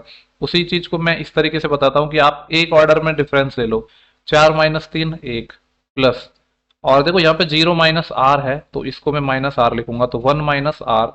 फिर है 0 - 5 तो माइनस का 5। फिर है 0 - 3 माइनस का 3। फिर है 6 - 5। एक ही ऑर्डर में लेना है, चाहे तो आप आगे से ले लो, फॉरवर्ड या बैकवर्ड। 6 - 5 1। तो मैं कह सकता हूँ कि 1 और 1 2, प्लस का तो 2 आएगा और माइनस का 8 आएगा और माइनस का आर और है, यानी 2 - 8 माइनस का 6 और माइनस का आर है, ये डिविजिबल होना चाहिए 11 से। ऑप्शन को उठाते हैं, अगर आर की वैल्यू मैंने 7 ली तो -6 और -7 -13 होगा, जो कि आपको पता है 11 से डिविजिबल नहीं होता है। ये ऑप्शन भी बाहर, इसको चेक करने की जरूरत नहीं है, कर लो आपकी संतुष्टि के लिए। अगर मैंने यहाँ पे 5 लिया तो -6 और -5 -11, 11 से डिविजिबल होता है ना, बिल्कुल होता है, तो यही अपना ऑप्शन हो जाएगा। ठीक है, तो इस तरीके से इस क्वेश्चन को करना था, अच्छा क्वेश्चन था थोड़ा सा। नेक्स्ट क्वेश्चन पे मैं चलता हूँ। क्वेश्चन नंबर है अपना 22। बोला कि 6 सेंटीमीटर व्यास वाले कितने धात्विक गोलों को पिघलाकर 8 सेंटीमीटर व्यास और 18 सेंटीमीटर ऊंचाई वाले ठोस बेलन में ढाला जा सकता है। देखो ऐसे क्वेश्चन जब भी आते हैं ना, जो कहते हैं कि जो सिली मिस्टेक होती है वो किस में होती है, काफी बार आप लोग ध्यान नहीं देते कि डायमीटर दिया है, रेडियस दिया है, और उसी में गड़बड़ कर देते हो। यहाँ पे बोला है कि 6 सेंटीमीटर व्यास वाले, व्यास अपना 6 सेंटीमीटर है, तो अगर मैं रेडियस की बात करूँ तो 3 सेंटीमीटर आएगा। तो 3 सेंटीमीटर रेडियस वाले धात्विक गोले हम पिघला रहे हैं। आपको पता है गोले का जो वॉल्यूम होता है, पिघलाते हैं तो वॉल्यूम इक्वल करते हैं 4/3 पाई आर क्यूब यानी 27। ठीक है, इनको पिघलाकर हम क्या बना रहे हैं, एक 8 सेंटीमीटर व्यास, यहाँ से भी 8 व्यास है तो रेडियस है वो कितनी आ जाएगी, 4 आ जाएगी, और हाइट अपनी 18 है। इसके हम बेलन बना रहे हैं। मैं मान रहा हूँ कि टोटल n बेलन बनेंगे इनटू, क्योंकि आपको कुछ नहीं करना है, इसमें वॉल्यूम्स हैं उनको इक्वल करना है। जब भी एक शेप को दूसरी शेप में कन्वर्ट किया जाता है वॉल्यूम इक्वल कर दो। बेलन का वॉल्यूम होता है पाई आर स्क्वायर, यानी 4 का स्क्वायर 16 इंटू एच, एच मतलब 18। यहाँ से अगर n की वैल्यू हम फाइंड कर लेंगे तो वही अपना आंसर हो जाएगा। पाई से पाई गया, 4 से 4 टाइम गया, ठीक है, और देखो 3 से ये 9 टाइम गया, और मैं कह सकता हूँ कि 9 से ये 2 टाइम गया। 2 सेंटीमीटर नहीं, सही तो निकाला है ना आपने। 6 सेंटीमीटर व्यास वाले कितने धात्विक गोलों को, ओके, थोड़ी सी मिस्टेक तो इसमें कर दी है। ये बोला था कि जो धात्विक गोले हैं उनकी संख्या पूछी थी, इसमें तो ये एन यहाँ नहीं, बेसिकली ये एन इसके साथ आना था यहाँ पे। इनको पिघलाकर हम ये बना रहे हैं, तो एन की वैल्यू आ जाएगी 8, क्योंकि यहाँ पे लिखा है ना कि 6 सेंटीमीटर व्यास वाले कितने धात्विक गोले, वो मैंने ध्यान नहीं दिया, तो एन की वैल्यू 8 आ जाएगी, क्योंकि यहाँ से तो 1/8 आ रहा था, वो तो पॉसिबल ही नहीं है। तो गलती भी होती है तो वो मिल जाती है अपन को, ऐसा नहीं कि पूरा क्वेश्चन करने की जरूरत होती है, फिर दोबारा क्वेश्चन को पढ़ने की जरूरत होती है। एक स्कूल में बॉयज और गर्ल है, उनका जो रेशियो है वो इस तरीके से है, 5:2 गिवन है। आगे बोला यदि वार्षिक परीक्षा में 87% लड़के और 80% लड़कियां पास हुई हैं, तो परीक्षा में फेल होने वाले जो स्टूडेंट हैं उनका परसेंटेज निकालना है। देखो जब हमसे पूछा ही डेटा फेल का है तो क्यों ना हम फेल वाले पे ही काम करें। बोल रहे हैं कि 87% लड़के पास हुए, तो फेल वाले कितने हुए होंगे फिर, 13%। और ये 80% लड़कियां पास हुई हैं, तो फेल कितनी हुई होंगी, 20%। इसमें लगाएंगे हम कौन सा मेथड लगाएंगे, डेविएशन मेथड। अब आपने डेविएशन मेथड पढ़ा हुआ होना चाहिए, नहीं पढ़ा है तो भी कोई प्रॉब्लम नहीं है। देखो हम अपनी सुविधा के अनुसार मान लेंगे कि 13% इसका आंसर है। अब देखो डेविएशन कितना है, ये 13 से कितना ज्यादा है, 7 ज्यादा है, इंटू इसको मल्टीप्लाई करेंगे इसके करस्पॉन्डिंग रेशियो 2 से, और नीचे डिवाइड करते हैं रेशियो के सम से, 5 और 2 7 से, 7 से 7 कट जाएगा, 13 और 2 कितना आ जाएगा, 15। क्योंकि देखो अगर आप इसमें पहले पास का निकालते फिर आप टाइम वेस्ट करते, क्योंकि पूछा जब फेल का है तो फेल वालों का ही निकालो ना, पास वाले का क्यों निकाला है। जो चीज पूछी है उस पर फोकस करो। और ये है अपना 2 cos³ minus cos theta upon this. देखो यहाँ से मेरे को cos थीटा कॉमन आ जाएगा ऊपर, तो यहाँ से बचेगा 2 cos² -1 डिवाइड बाय, यहाँ पे साइन थीटा कॉमन आ रहा है, तो यहाँ पे बच जाएगा, साइन थीटा कॉमन आ गया तो 1 माइनस के 2 साइन स्क्वायर थीटा, ये आ गया। ठीक है, अब देखो एक चीज आपको पता होनी चाहिए कि जो cos 2 थीटा होता है उसके फॉर्मूले होते हैं अपने कुछ। एक तो होता है 2 cos² थीटा -1, यही बराबर होता है 1 माइनस 2 sin² थीटा। ठीक है, तो अगर ये फॉर्मूले आपको याद है तो आपको पता है कि जब ये याद है तो ये दोनों तो इक्वल ही हो गए ना, 2 cos² थीटा माइनस और 1 माइनस 2 sin² थीटा। तो कॉस बटे साइन कितना आ जाएगा, कॉट थीटा आ जाएगा। बाकी चाहो तो आप वैल्यू पुटिंग कर सकते थे, लेकिन अब आपको चीजें सारी पता होनी चाहिए तभी आप सारे क्वेश्चंस कर पाओगे। ठीक है, अगर आपको नहीं पता है तो आप एक काम कर सकते थे कि ये कॉस वाले फंक्शन है इसको साइन में बदलते, जैसे मैं आपको करके ही बता देता हूँ कि मैं इन दोनों को ही वेरीफाई करके बता देता हूँ कि ये इक्वल होते हैं या नहीं। तो क्या करना पड़ेगा, cos² थीटा की जगह आपको लिखना पड़ेगा 1 माइनस sin² थीटा। ठीक है, और बाहर -1 है ही, तो ये आ जाएगा 2 माइनस के 2 sin² थीटा और माइनस के 1। तो 2 माइनस 1 1, 1 माइनस 2 sin² थीटा आ गए ना दोनों इक्वल। तो जब ये इक्वल है तो कट जाएंगे, तो कॉट आंसर आ जाएगा। नेक्स्ट क्वेश्चन है अपना 25। बोला है कि दो इक्वेशन है जिनसे एक्स और वाई निकालना है। देखो सबसे बेस्ट तरीका क्या है कि मैं वैल्यू ही पुट कर दूं, वैसे तो इसको सॉल्व करना कोई बहुत बड़ी बात नहीं है, पर जब ऑप्शन ही अपने एक्स वाई में है तो क्यों ना उनको पुट कर दिया जाए। पहली वाली वैल्यू एक्स को रिप्रेजेंट कर रही है, दूसरी वाली वैल्यू वाई को रिप्रेजेंट कर रही है, बाई ऑप्शन बनाते हैं। अब देखो यहाँ पे पहला अगर ऑप्शन हमें मिल गया तो ये हमारी किस्मत है, ऐसा नहीं है कि पहला ऑप्शन में ट्राई कर रहा हूं, मैं तो सिक्वेंस ही करता हूँ वहां पे भी। तो 6 × 2 12 प्लस 7 × 4 = 28, ये कितना आता है 40, बराबर 5 गुणा एक्स अपना 2 है और ये 4 है।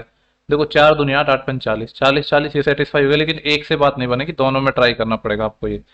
10 गुणा वाई यानी 10 गुणा 4 40 माइनस 4 गुणा एक्स यानी 8, 40 माइनस 8 32 बराबर, ये है 4 है और x 2 है और ये 4 है, 4 चौक 16 दूनी 32, दोनों इक्वेशन अपनी सेटिस्फाई होगी तो यही अपना आंसर हो जाएगा। ठीक है, तो पहला अपना आंसर हो जाएगा। नेक्स्ट क्वेश्चन पर चलते हैं। क्वेश्चन नंबर 26 है, 48 और 64 का लघुत्तम समापवर्तक यानी जो एलसीएम है वो 12 और 18 के महत्तम समापवर्तक एचसीएफ का कितने टाइम है, ये हमसे पूछा है। ठीक है, तो देखो इसका एलसीएम निकालते हैं पहले, 48 का और 64 का। 48 और 64 का एलसीएम निकालना है तो एक बात बताओ, 48 में क्या छिपा है अपना, 8 और 6 है, और अगर मैं 64 की बात करूं तो क्या है, 8 और 8 है। यानी इन दोनों का जब हम एलसीएम लेंगे तो एक 8 तो आना ही है, क्योंकि 8 यहाँ पे भी है, 8 यहाँ पे भी है। बचा कितना, 6 और 8। अब 6 और 8 का एलसीएम क्या होता है, देखो 8 का डबल 16 नहीं होता है, तो 8 या 24 हो जाएगा, यानी ये इनका एलसीएम हो गया। पूछा क्या था कि 48 और 64 का जो एलसीएम है यानी 8 गुणा 24 ये बराबर होगा इनके एचसीएफ, जो भी आएगा मैं मान लेता हूँ कि उसका एक्स गुना होगा, तो एक्स सी अपन को, लेकिन सबसे पहले 12 और 18 का एचसीएफ निकालना होगा। आपको पता है सबसे बड़ा फैक्टर 6 ही कॉमन आ रहा है इनमें, तो इनका एचसीएफ 6 हो जाएगा, तो ये 6 एक्स चाहिए ना अपन को, 6 से इसको काट दो, 6 चौक 24, 8 8 चौक 32, तो एक्स अपना 32 आ जाएगा, ऑप्शन फर्स्ट। नेक्स्ट क्वेश्चन है 27, बोल रहा है कि योजना के लिए प्रभावी जो डिस्काउंट है उसकी बात कर रहा है। ठीक है, ये चीज आपने मॉल वगैरह काफी जगह ये चीज लिखी देखी होगी, पहले से क्वेश्चन नहीं आते लेकिन आजकल ऐसे क्वेश्चन आते हैं और ये बहुत आसान है। 5 चीज आपने खरीदी और 3 आपको फ्री मिल गई, अगर मैं आपसे पूछूं कि आपको डिस्काउंट कितना मिला, तो डिस्काउंट तो 3 का ही मिला है, लेकिन 5 पे नहीं मिला, वो 5 और 3 8 पे लेना पड़ेगा, 3/8। अब आपको पता होना चाहिए कि 3/8 37.5% है, नहीं पता है तो 100 से गुणा करके निकाल लो, क्योंकि 75 होता है 3/4, उसी का आधा तो है 3/8। बोल रहा है कि यहाँ पे इसको सॉल्व करना है। देखो ये क्या है अपना, a प्लस बी है उसका होल स्क्वायर है ये, प्लस यहाँ पे क्या है a माइनस बी है उसका होल स्क्वायर है। जब आप इसको सॉल्व करोगे तो यहाँ ये डायरेक्ट रिजल्ट आपको याद होने चाहिए, ये होता है twice of A square plus B square, क्योंकि जो 2xy वाली टर्म है ये कट जाएगी ना, यहाँ पे प्लस की आएगी यहाँ पे माइनस की आएगी, तो डायरेक्ट मैं लिख रहा हूँ ट्वाइस ऑफ एक्स स्क्वायर, मतलब 7 का स्क्वायर गुणनचास x square plus y square, y कितना था 4, 4 का स्क्वायर 16 वाई स्क्वायर, अंदर जब मल्टीप्लाई करूंगा तो ये आएगा 49 दूनी 98 एक्स स्क्वायर और 16 दूनी 32 वाई स्क्वायर। देख लो ऐसा कौन सा ऑप्शन है, ऑप्शन नंबर पहला ही है। नेक्स्ट क्वेश्चन है 29, बोला है कि यदि राम की आय है श्याम की आय से 70% अधिक है, 70% होता है 7/10। राम और श्याम के बारे में हमसे बात कर रहा है। आ, कि राम की आय थी श्याम से ज्यादा थी ना, अगर श्याम की मान लो 10 है तो इसकी 7 ज्यादा है, मतलब इसकी 17 है। आगे बोल रहा है और श्याम की जो आय है सोहन की आय से, ठीक है, रेशियो लगाएंगे इसमें, राम और श्याम था, ये राम लिख देता हूं मैं, इसको श्याम लिख देता हूं, ये अपना आ गया 17/10। आगे क्या बोला है, जो श्याम की आय है वो सोहन की आय से, तो श्याम और सोहन का रेशियो निकालेंगे हम, उससे 30% कम है, 30% होता है 3/10, 10 पे 3 की कमी, और शाम की आय कम है सोहन से, यानी सोहन की अगर 10 है तो इस पे 3 कम होगी 7, यहाँ से तीनों का रेशियो आ जाएगा राम का, फिर क्या है श्याम, और श्याम के बाद सोहन, इनका रेशियो। कट रहा है तो कुछ काट दो वरना कुछ कट नहीं रहा है यहाँ पे, तो राम आ जाएगा 17 से 119, और अगर मैं शाम की बात करूँ तो 10 × 7 70, सोहन 10 × 10 100। ठीक है, अब ये मेथड्स आपको नहीं पता है तो आप सर्च करो वहां पे कि रेशियो बाय फ्री एजुकेशन, या आप प्ले लिस्ट में जाओगे CHSL या फिर सिलेक्शन पोस्ट जिनकी आप वीडियोस उठाओगे तो वहां पे टॉपिक वाइज आप देख सकते हो। पूछा क्या है इन्होंने, राम और सोहन की आयु का अनुपात, राम मतलब 119 और सोहन मतलब 100, इसका रेशियो पूछा है, 119:100 आ जाएगा। नेक्स्ट क्वेश्चन है 30, सिंप्लीफिकेशन का क्वेश्चन है, .2 है, .2 क्या होता है, 1/5 उसका क्यूब करेंगे तो 1/125 इंटू 400, इसको हमें डिवाइड करना है, लेकिन डिवाइड से पहले ऑफ सॉल्व करना होता है, और ऑफ में क्या है 2000, इसको करना है .2 का स्क्वायर। अब देखो .2 क्या होता है 1/5, 1/5 का स्क्वायर 1/25, 25 से 25 घंटे 280 आ जाएंगे ये, तो इस 400 को डिवाइड करना होगा 80 से, तो 0 से 0 और 8 45, 5/125 आ गया ये। 5/125 क्या होता है, ये 1 हो जाएगा, और 25×125 1/25 आएगा, ऑप्शन पहला। नेक्स्ट क्वेश्चन है अपना, बोले एक व्यक्ति ने एक बैंक में 10% की दर से 50,000 का ऋण लिया, ठीक है, और जिसका जो ब्याज है वो वार्षिक रूप से चक्रवृद्धि होता है, यानी CI के हिसाब से इंटरेस्ट लग रहा है। प्रत्येक वर्ष के अंत में वह ऋण और ब्याज के आंशिक भुगतान के रूप में 15,000 रुपये का भुगतान करता है। ऐसी 3 किस्तों के बाद उसे बैंक को कितनी धनराशि का भुगतान करना बाकी है। ओके, सबसे पहले तो लगा लो इंपॉर्टेंट, ये क्वेश्चन किसका है अपना, इंस्टॉलमेंट का क्वेश्चन है, लेकिन थोड़ा सा डिफरेंट है। ठीक है, 10% बैंक इससे इंटरेस्ट कर ले रही है। और देखो इसके सॉल्व करने के ना कई सारे तरीके हैं। एक आपने चेन रूल पढ़ा होगा, इसमें अगर नहीं पढ़ा है तो समझ आ जाएगा, वैसे इसमें ऐसा खास कुछ है नहीं। जैसे मैं यहाँ से बोलूँ कि 10% ब्याज ले रहा है, यानी मैं कह सकता हूँ कि 10 से कोई चीज 11 हो रही है, ठीक है। इनिशियल में जो 10 है उसकी वैल्यू कितनी है, इसने पैसा कितना उधार लिया है, 50,000 है, एंड 10 की वैल्यू अपनी 50,000 है। तो ये जीरो से जीरो कट जाएगा, यानी एक रेशियो की वैल्यू 5,000 आ गई। तो एक साल बाद इसका जो पैसा हो जाता है, इसको 55,000 देना होता, लेकिन ये क्या कर रहा है, 15,000 दे रहा है। 15,000 इसने दे दिया, तो अभी मैं कह सकता हूँ कि जब 15 दे देगा तो 40,000 इसका और बच गया, ठीक है। अब चेन रूल में क्या होता है, आगे भी रेशियो तो सेम ही चलेगा, अगले साल भी 10 से 11 होगा, लेकिन अब जो 10 की वैल्यू है वो ये रहेगी 40,000। तो मैं कह सकता हूँ कि एक रेशियो की वैल्यू 4,000 है, तो 11 रेशियो की वैल्यू यहाँ पे इसको 44,000 था, इसका अभी पैसा बकाया, वापस इसने 15,000 और दे दिया। अब जब 15 और दे दिया तो जो अगला रेशियो आएगा, इसको थोड़ा सा स्क्रॉल कर लेते हैं इधर, और जब इसने 15,000 दे दिया तो 44 में से 15 गया तो कितना आया, 29, 29 ही आएगा ना, 29,000 इसका और बचा है। अभी भी रेशियो तो अपना 10:11 ही चलेगा। अब 10 की वैल्यू 29,000 है, यानी एक रेशियो की वैल्यू 29 है, यानी इसको जो अभी यहाँ पे पैसा देना था वो क्या था, 2900 गुणा 11 देना था, यानी 0, 0, 11, 9, 99, 80, 9, 11 दूनी 22, 22 और 9, 31, 31,900 देना था। लेकिन लास्ट किस्त में भी इसने कितना पैसा दिया है, 15,000 ही दिया है।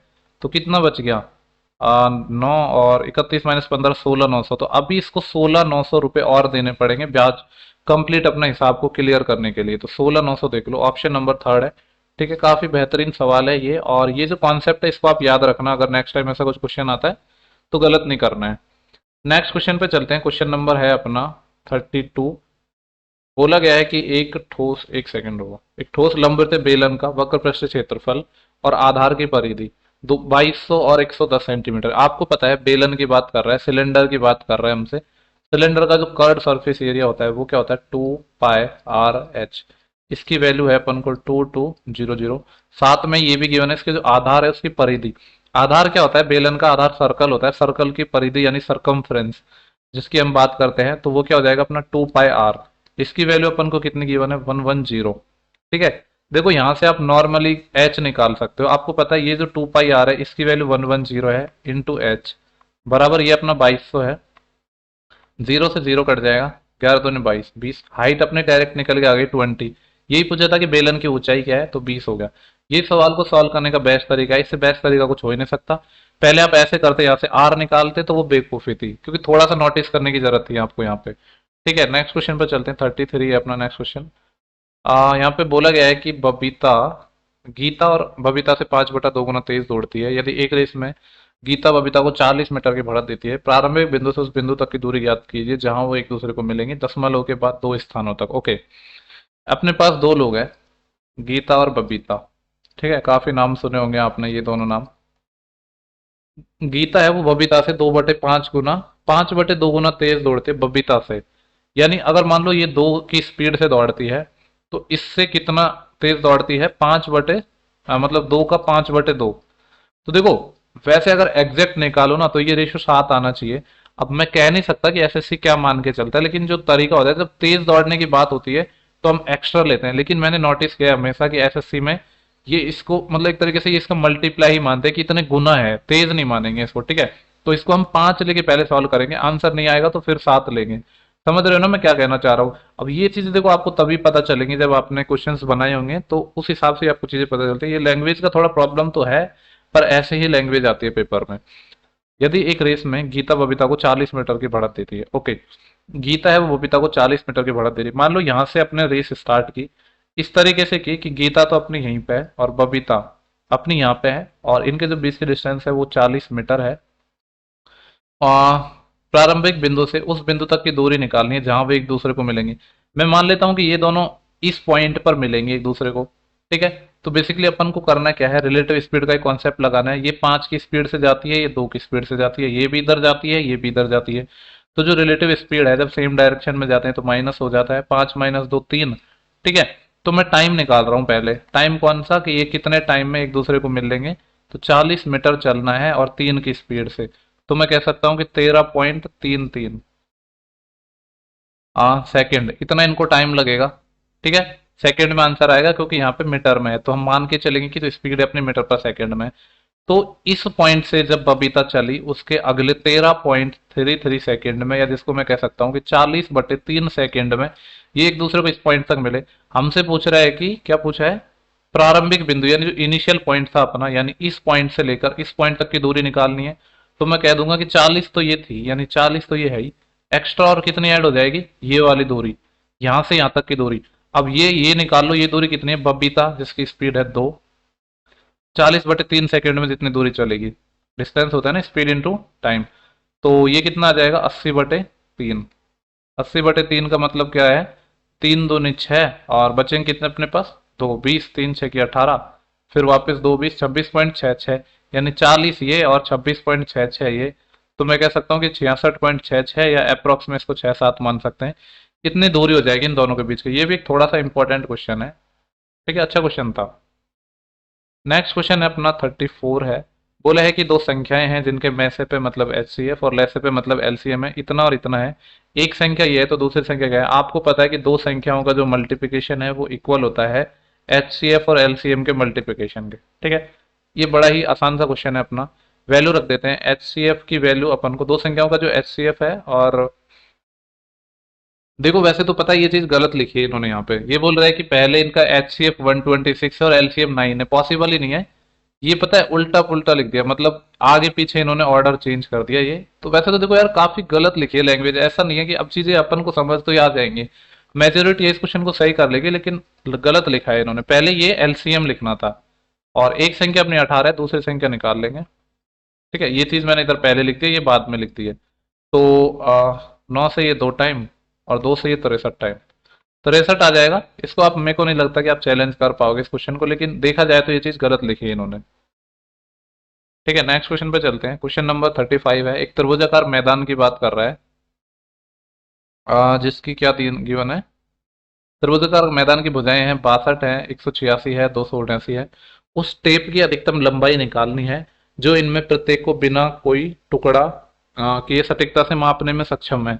कहने का मतलब है कि एचसीएफ निकालना है, ठीक है। एक एचसीएफ क्या होता है, हाईएस्ट कॉमन फैक्टर। तो ऐसा हाईएस्ट कॉमन फैक्टर निकालना है जो इन सबको माप सके। सॉल्व करने की जरूरत नहीं है, आपको पता है 62 में क्या छिपा है, 31 छिपा है, 31 ही आंसर हो जाएगा। 62 नहीं होगा क्योंकि 62 का मल्टीप्लिकेशन 186 तो होता है। लेकिन जब आप यहाँ पे जाओगे ना तो ये किसका है, 6×4 = 24, 240 और 248 आएगा, 279 इसके मल्टीप्लिकेशन में नहीं आएगा, ये नहीं हो सकता। 93 तो जाएगा ही नहीं, 62 से बड़ा तो आंसर हो ही नहीं सकता। 30 तो कहीं दूर दूर तक नहीं है, जीरो कहीं इनमें छिपा ही नहीं है, तो ये सिंपल क्वेश्चन था। नेक्स्ट क्वेश्चन है अपना 36। बोला है कि दी गई आकृति में, और अगर आपको याद हो तो पिछली वीडियो में ही हमने एक ऐसा सवाल किया है, सिमिलर ट्रायंगल वाला ये क्वेश्चन है अपना, ठीक है। देखो यहाँ पे सब कुछ डेटा ना आपको गिवन है, मैं इसको जूम कर रहा हूँ जिससे आपको क्लियर दिखें चीजें। थोड़ा सा मिनिमाइज कर देता हूँ वरना ब्लर हो जाएंगे। यहाँ पे इस तरीके से है कि दो अपने सर्कल हैं, इसका सेंटर अपना सी है, इसका सेंटर अपना डी है, ये वाली वैल्यू एक्स है, और बी से लेकर ये वाला पॉइंट ई है, ये वाला पॉइंट बी है, ये वाला पॉइंट, ये जो दूरी है 8 है, ये वाला पॉइंट ए है, और ये रेडियस 5 है। आपको पता है ये ट्राइंगल है वो क्या होता है, सिमिलर ट्राइंगल होते हैं। लास्ट वीडियो में ही हमने ऐसा सेम सवाल किया था। कैसे सिमिलर होते हैं, ये वाले एंगल आपस में इक्वल होते हैं, जैसे अगर ये थीटा है तो ये भी थीटा होगा। आपको पता है ये टेंजेंट है तो ये 90 बनाएगा, ये भी 90 बनाएगा, तो थर्ड एंगल ऑटोमेटिक इक्वल हो जाएगा, यानी ट्राइंगल सिमिलर होते हैं। तो देखो इस थर्ड एंगल के सामने इस छुटकू वाले में 8 है, थर्ड एंगल के सामने बड़े वाले में 12 है, ये बराबर हो जाएगा। अपन को तो क्या चाहिए, ये एक्स चाहिए, एक्स थीटा के सामने, तो इसमें थीटा के सामने 5 है, इसमें थीटा के सामने एक्स है, ये निकालना है तो निकाल लो। एक्स कितना आ जाएगा, 12×5 = 60, 60/8, 4 से कट जाएगा 15 टाइम, 4 से कट जाएगा 2 टाइम, 15/2 7.5 आ गया। लेकिन मुझे लग रहा है कुछ और पूछा है इन्होंने, यहाँ पे एक्स नहीं पूछा है इस बार। पिछले वाले सवाल में एक्स पूछा था। क्या पूछा है, इन दोनों वृत्तों के केंद्रों के बीच की दूरी निकालनी है। ओके, सेंटर के बीच की डिस्टेंस पूछी है इस बार इन्होंने, निकाल लेते हैं। आपको पता है ये जो लेंथ है अपनी, जो ए बी लेंथ है, इसको हम क्या बोलते हैं, ट्रांसवर्सल कॉमन टेंजेंट, टीसीटी बोलते हैं। और इसकी जो लेंथ निकालने का फॉर्मूला होता है वो होता है √d² - r1 + r2 whole square. Direct common tangent में यहाँ पे प्लस की जगह माइनस आता है, इसमें माइनस की जगह प्लस आता है। जो टीसीटी है इसकी लेंथ तो आपको पता है 12 और 8 20 है, इक्वल टू, इनके बीच की डिस्टेंस पूछिए, नहीं पता है, डी मान लेते हैं, -r1 + r2। एक r1 अपना 5 था, दूसरा r2 अभी निकाला है अपन ने 7.5, तो दोनों को जोड़ेंगे तो 7 और 5 12.5। और इसका स्क्वायर। ठीक है, ये अपन को निकालना है। देखो इस यहाँ पे रूट भी आ रहा है, तो एक काम करते हैं, हम इसका स्क्वायर कर देते हैं। ठीक है, मैं इसका स्क्वायर कर रहा हूँ, तो 20 का स्क्वायर 400 बराबर ये आ जाएगा डी स्क्वायर, और माइनस का 12.5 है, और इसका भी स्क्वायर। अगर मेरे को डी स्क्वायर चाहिए तो ये 12.5 का स्क्वायर को इधर ले जाना पड़ेगा, तो 400 तो ये, और इसका स्क्वायर होगा कितना, 5 5 25, और 12 गुणा 13 और हो जाएगा, क्योंकि आपको पता है लास्ट में 5 होता है। उसका निकालने का शॉर्टकट तरीका है कि लास्ट वाले का स्क्वायर करो और इसको एक ज्यादा से मल्टीप्लाई कर दो। 13 दूनी 26, 80 लाई 2, 13 कम 13 2 15, 156, और पॉइंट आएगा कितने के बाद, 2 के बाद, 156.25 और ऐड हो जाएगा इसमें। तो ये कितना हो जाएगा, 0.25, तो ये है 6 5, और ये 556.25। अब बनाएंगे इसको ऑप्शन से हम। ठीक है, आपको पता है कि डी स्क्वायर अगर आपका 556.25 है तो डी निकालना है, बाई ऑप्शन बनाते हैं। अगर मान लो ये 21.22 है, अगर ये 22 भी होता तो इसका स्क्वायर 484 होता है, जबकि हमारे पास है 556.25, पहला नहीं हो सकता। ये तो 19 है, जब 22 ही नहीं हुआ तो 19 कहां से होगा, बिल्कुल नहीं होगा। और ये तो देखो 27 तक पहुंच गए, 25 का स्क्वायर 625 होता है, इतना बड़ा कैसे आंसर हो जाएगा। यही ऑप्शन हो जाएगा। 24 का 500 कितना, 76 होता है, उससे कम है, और 3 ऑप्शन हमने हटा दिए, यही हो गया। अब ऐसा नहीं करना है कि आपको इसको सॉल्व करना था एग्जाम, बिल्कुल नहीं करना था, आपको ऑप्शंस की हेल्प लेनी थी। अगर ऑप्शन की हेल्प नहीं ले रहे हो तो फिर आप गलती कर रहे हो।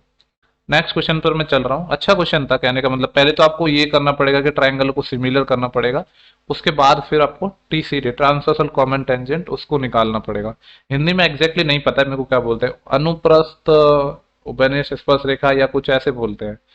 एक्स प्लस वाई की वैल्यू 10 है और 2x वाई 48 है, एक्स वाई से बड़ा है, 2x माइनस वाई निकालना है। ठीक है, देखो एक्स प्लस वाई अपना 10 है, ठीक है, 2x वाई 48 है, तो मैं यहाँ से कह सकता हूँ कि जो एक्स वाई है वो 24 होगा। इसको आप बाई ऑप्शन बना सकते हो। 24 के मैं क्या फैक्टर कर सकता हूँ, 6 और 4, और एक चीज और पता है मेरे को कि एक्स वाई से बड़ा है, तो ये 6 4 से बड़ा है, और इनका सम भी 10 है, तो 6 और 4 10, तो वर्बली वैल्यू ये आ गई अपनी, तो यहाँ पे रख दो। 2 गुणा 6 12, माइनस 4 12 माइनस 4 8। तो ऐसा जरूरी नहीं है कि आपको सॉल्व करने हैं, हिट एंड ट्रायल से भी चीजें बनती हैं, और बेसिक सी चीज थी ये तो। नेक्स्ट क्वेश्चन है अपना 38। बोले कि एक दीवार का आयतन इतना सेंटीमीटर क्यूब है जिसकी ऊंचाई चौड़ाई की 6 गुनी है। ऊंचाई की बात कर रहा है, चौड़ाई की 6 टाइम है, यानी 6 भी है, और लंबाई है उसकी ऊंचाई की आधी है, जो लंबाई है वो हाइट की आधी है। ठीक है, तो अगर मैं आपसे पूछूं कि यहाँ पे जो हाइट है वो 6 भी है, और फिर जो रेशियो अगर मैं पूछूं, तो देखो यहाँ से मैं निकाल देता हूँ रेशियो। जैसे यहाँ पे मैं एच और बी का रेशियो निकालना चाहूँ तो कितना आएगा, 6:1, और यहाँ से एल और एच का रेशियो निकालना चाहूँ तो 1:2। अब देखो यहाँ पे मैं कह रहा हूँ कि एच 6 है, और दूसरे ही इक्वेशन में मैं कह रहा हूँ कि एच 2 है, ऐसा नहीं हो सकता ना। तो आप कर देंगे, अगर हम ऐसा कहेंगे तो 6 बना देते हैं इसको, 3 से गुणा, 3 दूनी 6, 3 एकम 3। एल आ चुका है, बी आ चुका है, एच आ चुका है। एल अपने पास 3 है, बी अपने पास 1 है, एच अपने पास 6 है। वॉल्यूम अपन को गिवन है, ये है बेसिकली। ये क्या बनेगा, क्यूबॉइड ही तो बनेगा अपना। ठीक है, तो अपन को निकालना है दीवार की चौड़ाई। चौड़ाई मतलब बी की वैल्यू चाहिए, 1 के मल्टीपल्स आ रहे हैं तो निकालना ही पड़ेगा। तो देखो अब इनके साथ आपको कोई वेरिएबल मानने पड़ेंगे, वरना आप गलती कर दोगे। वॉल्यूम होता है एल बी एच, तो इन सब का मल्टीप्लिकेशन, 3 6 की 18, 18 आएगा, लेकिन इसके साथ एक्स क्यूब और आ जाएगा। इसकी वैल्यू है 23958। यहाँ से अपन को पहले तो एक्स निकालना पड़ेगा। एक्स ही अपना आंसर हो जाएगा, क्योंकि अपन से चौड़ाई पूछी है जो कि 1x है, तो एक्स ही निकालना है बेसिकली हमें। पहले काटेंगे इसको 18 से, या 9 से काट सकते हो, डायरेक्ट 18 से काट देते हैं। 18 एकम 18, बचेंगे कितने यहाँ से 5, अब 59 हो जाएंगे। तो 18 तिया 54, वापस कितने बचे, 5 बचे, अब 55 उतारेंगे, 18 तिया 54, अब कितना बचा एक, फिर ये 18 हो जाएगा, 18 एकम 18। एक्स जब अपना 1331 है, सही तो गया ना, मुझे लग रहा है थोड़ी बहुत हमने कहीं गड़बड़ कर दी। तो इस केस में तो एक्स अपना 11 आ रहा है, और हमसे दीवार की चौड़ाई पूछी थी ना, चौड़ाई 1 रेशियो थी ना। आ, जिसकी ऊंचाई है उसकी चौड़ाई की 6 गुनी है, ऊंचाई हाइट है, चौड़ाई की 6 गुनी है, तो 6 भी आ जाएगा। तो हाइट और इसका रेशियो, बी का रेशियो 6:1 आ गया। और लंबाई उसकी ऊंचाई की आधी है, लंबाई है वो उसकी हाइट की आधी है, तो एल बटे एच है वो 1:2 आएगा। यहाँ पे एच अपना 6 है, यहाँ पे एच 2 है, 3 से मल्टीप्लाई कर दिया, 3 एकम 3, 3 दूनी 6। एल अपना 3x आ गया, और बी की बात करो तो 1 है, और एच की बात करो तो ये 6 है। ठीक है, देखो मेरे को लग रहा है कि इसमें ना, इसने 21 आंसर अपना कब आएगा, 21 तो किसी से भी नहीं आ रहा अपना आंसर। 11 इसका आंसर होना चाहिए यार, कुछ गलती नहीं की है तो अपन ने। 3 6 की 18, ठीक है, एल आ गया, एच आ गया, पी आ गया 18। देखो आप चेक कर लेना, मेरे हिसाब से तो इसका 11 आंसर होना चाहिए, 21 नहीं होगा आंसर। भाई कुछ मिस्टेक की हो तो देख लेना। बेंगलुरु और चेन्नई के बीच चलने वाली दो ट्रेनें हैं, अपने अपने स्थानों से एक ही समय पर चलना शुरू करती है। ये बेंगलुरु हो गया, ये चेन्नई हो गया। दो ट्रेनें हैं, अपने अपने स्थानों से चलती हैं, यानी कि ये इधर आएगी तो ये इधर आएगी। बेंगलुरु से जो ट्रेन चलती है उसकी स्पीड 80 है, और जो चेन्नई से चलती है वो 95 से चलती है। एक दूसरे की ओर बढ़ती है। उनके मिलने के समय तक ट्रेन एक दूसरे से 180 किलोमीटर की दूरी तय कर चुकी थी। ठीक है। क्या बोल रहा है कि उनके मिलने के समय तक एक ट्रेन है दूसरी ट्रेन से 180 किलोमीटर की ज्यादा दूरी चल चुकी थी। मान लो कि ये दोनों ट्रेनें एक दूसरे की तरफ आई आई तो इनका मिलाप हुआ यहाँ पे। लेकिन जब मिलाप हुआ तो क्या हुआ कि जो एक ट्रेन है वो दूसरी ट्रेन से जो डिस्टेंस कवर की वो 180 किलोमीटर ज्यादा चल चुकी थी। अब आपको पता है ये जो 180 किलोमीटर कहाँ से आएगा। आपको पता है ये 80 से चल रही है, ये 95 से चल रही है, तो ये कितने से ज्यादा चल रही है, +15 से ज्यादा चल रही है कि नहीं, +15 किलोमीटर पर आवर की स्पीड से ज्यादा चल रही है। तो आप ये देख लो ना कि 15 की स्पीड से जो 180 किलोमीटर ये कितने टाइम में तय करेगी, तो 15 × 12 होता है 180। यानी मैं कह सकता हूँ कि 12 घंटे में इसने तय की होगी। अब जब 12 घंटे ही आ गया तो ये पता चल गया कि जो ट्रेन है वो एक दूसरे को कितने घंटे बाद मिली, 12 घंटे बाद मिली। मिली कि नहीं। तो देखो बड़ा ही आसान हो गया, क्वेश्चन बोल रहा है बेंगलुरु और चेन्नई के बीच की दूरी निकालनी है, तो आपको पता है रिलेटिव स्पीड तो अपनी ये हो जाएगी 80 और 95, 9 और 8 17, 175, और टाइम कितना लगा है टोटल 12 घंटे। तो ये निकाल लो, 12×5 = 60, 80 × 6 12×3 = 84, और 6 90, 80 × 9 12 × 12 और 9 21, 2100 किलोमीटर इनके बीच की डिस्टेंस आ गई, ऑप्शन था। ठीक है। अच्छा क्वेश्चन था, सही लगा मेरे को। आई होप कि आपको समझ आया होगा, क्योंकि देखो यहाँ पे 12 घंटे ज्यादा ट्रेन यही लेगी ना जो चेन्नई से चलेगी, क्योंकि इसकी स्पीड 15 ज्यादा है। अब 15 ज्यादा है और 180 किलोमीटर इसने ज्यादा चली, तो 12 घंटे में चली होगी 15 की स्पीड से, तो 12 घंटे लगा इनको टोटल टाइम। रिलेटिव स्पीड का कॉन्सेप्ट हमने लगा दिया। नेक्स्ट क्वेश्चन 40 है, ट्रिग्नोमेट्री का क्वेश्चन है, अच्छा क्वेश्चन है। cos 48 की वैल्यू m/n दे रखी है। देखो मैं एक राइट एंगल ट्राइंगल बना रहा हूँ यहाँ पे, और इस एंगल को मैं ले रहा हूँ 48, तो ये आपको पता है 90 होगा। अगर तीसरे एंगल की मैं आपसे बात करूँ तो ये हो जाएगा कितना, 9 और 4 13, 138 हो गए ना। ये दो जोड़ूंगा तो 140, और अपन को जाना कितने पे है, 180 पे, यानी ये 42 हो जाएगा तीसरा एंगल। क्या दे रखा है, कॉस थीटा। कॉस थीटा होता है अपना आधार बटे कर्ण, या मैं कह सकता हूँ कि बेस बटे हाइपोटेनस। बेस अगर अपना m है, हाइपोटेनस n है, तो ये जो परपेंडिकुलर है ये कितना आ जाएगा, n² - m² आ जाएगा कि नहीं। अपन को चाहिए sec 48, sec 48 तो कॉस का ही उल्टा है, यानी m/n है, इसका उल्टा कर देंगे n/m, माइनस कॉट 42 है। देखो आपको पता है थीटा के सामने परपेंडिकुलर होता है, तो कॉट 42 है तो ये अपना परपेंडिकुलर हो गया। और जो कॉट थीटा होता है वो क्या होता है, टेन थीटा लंब बटे आधार होता है, ये हो जाएगा आधार बटे लंब, मतलब बेस बटे परपेंडिकुलर। तो थीटा के सामने तो परपेंडिकुलर होता है, तो बेस क्या आएगा, ये n² - m², और इसका अंडर रूट डिवाइड बाई यहाँ पे ये m आ जाएगा। इसको अपन को सॉल्व करना है, तो आपको पता ही है ये माइनस चल रहा था, नीचे तो m आएगा, ये तो श्योर है। m इसमें नहीं है और m इसमें नहीं है, और जब ये क्या आ जाएगा, n - √n² - m², ये आंसर आएगा, n - √n², ये आ जाएगा, क्योंकि इसमें m माइनस था, m माइनस आंसर नहीं आएगा, n माइनस। ऑप्शन 2 था, ठीक ठाक सवाल था। नेक्स्ट क्वेश्चन है अपना 41, इसको देख लेते हैं। ओके, क्वेश्चन क्या है कि एक कार है, कार ने पहले 100 किलोमीटर की दूरी है वो 50 से चली, और इसके अगले 140 किलोमीटर की दूरी 70 से चली। एवरेज स्पीड पूछा है। एवरेज स्पीड क्या होता है, टोटल डिस्टेंस बटे total time taken. Total distance कितनी है, 100 किलोमीटर तो यहाँ चली और 140 यहाँ पे चली, 240। टाइम कितना लगा, 50 की स्पीड से 100 चलने में 2 घंटे, और 70 की स्पीड से 140 चलने में 2 घंटे, तो ये आ जाएगा 4 4 6 24, 60 आंसर आ जाएगा अपना। नेक्स्ट क्वेश्चन है 42, इसको देख लेते हैं। बोला गया है कि एक शोरूम में एक वॉशिंग मशीन का जो मूल्य था वो 65,000 था। ग्राहक को 2,000 की नगद छूट मिलती है और एक स्क्रैच कार्ड भी मिलता है जिसमें 10% से 15% की छूट का वादा किया जाता है। ठीक है। वॉशिंग मशीन के न्यूनतम और अधिकतम विक्रय मूल्य के बीच का अंतर निकालना है। ओके, देखो बड़ा ही आसान सिंपल सा क्वेश्चन है। एक वॉशिंग मशीन थी, वो क्या थी, 65,000 की थी। ठीक है। ग्राहक को 2,000 की तो नगद छूट ही मिल गई, यानी 2,000 तो इसको नगद छूट ही मिल गई, तो इसको पैसा देना था 63,000। अब हुआ क्या, इसके बाद इसको और एक एडिशनल डिस्काउंट और मिलता है जिसमें 10% से लेकर 15% तक का छूट मिल सकती है। ठीक है।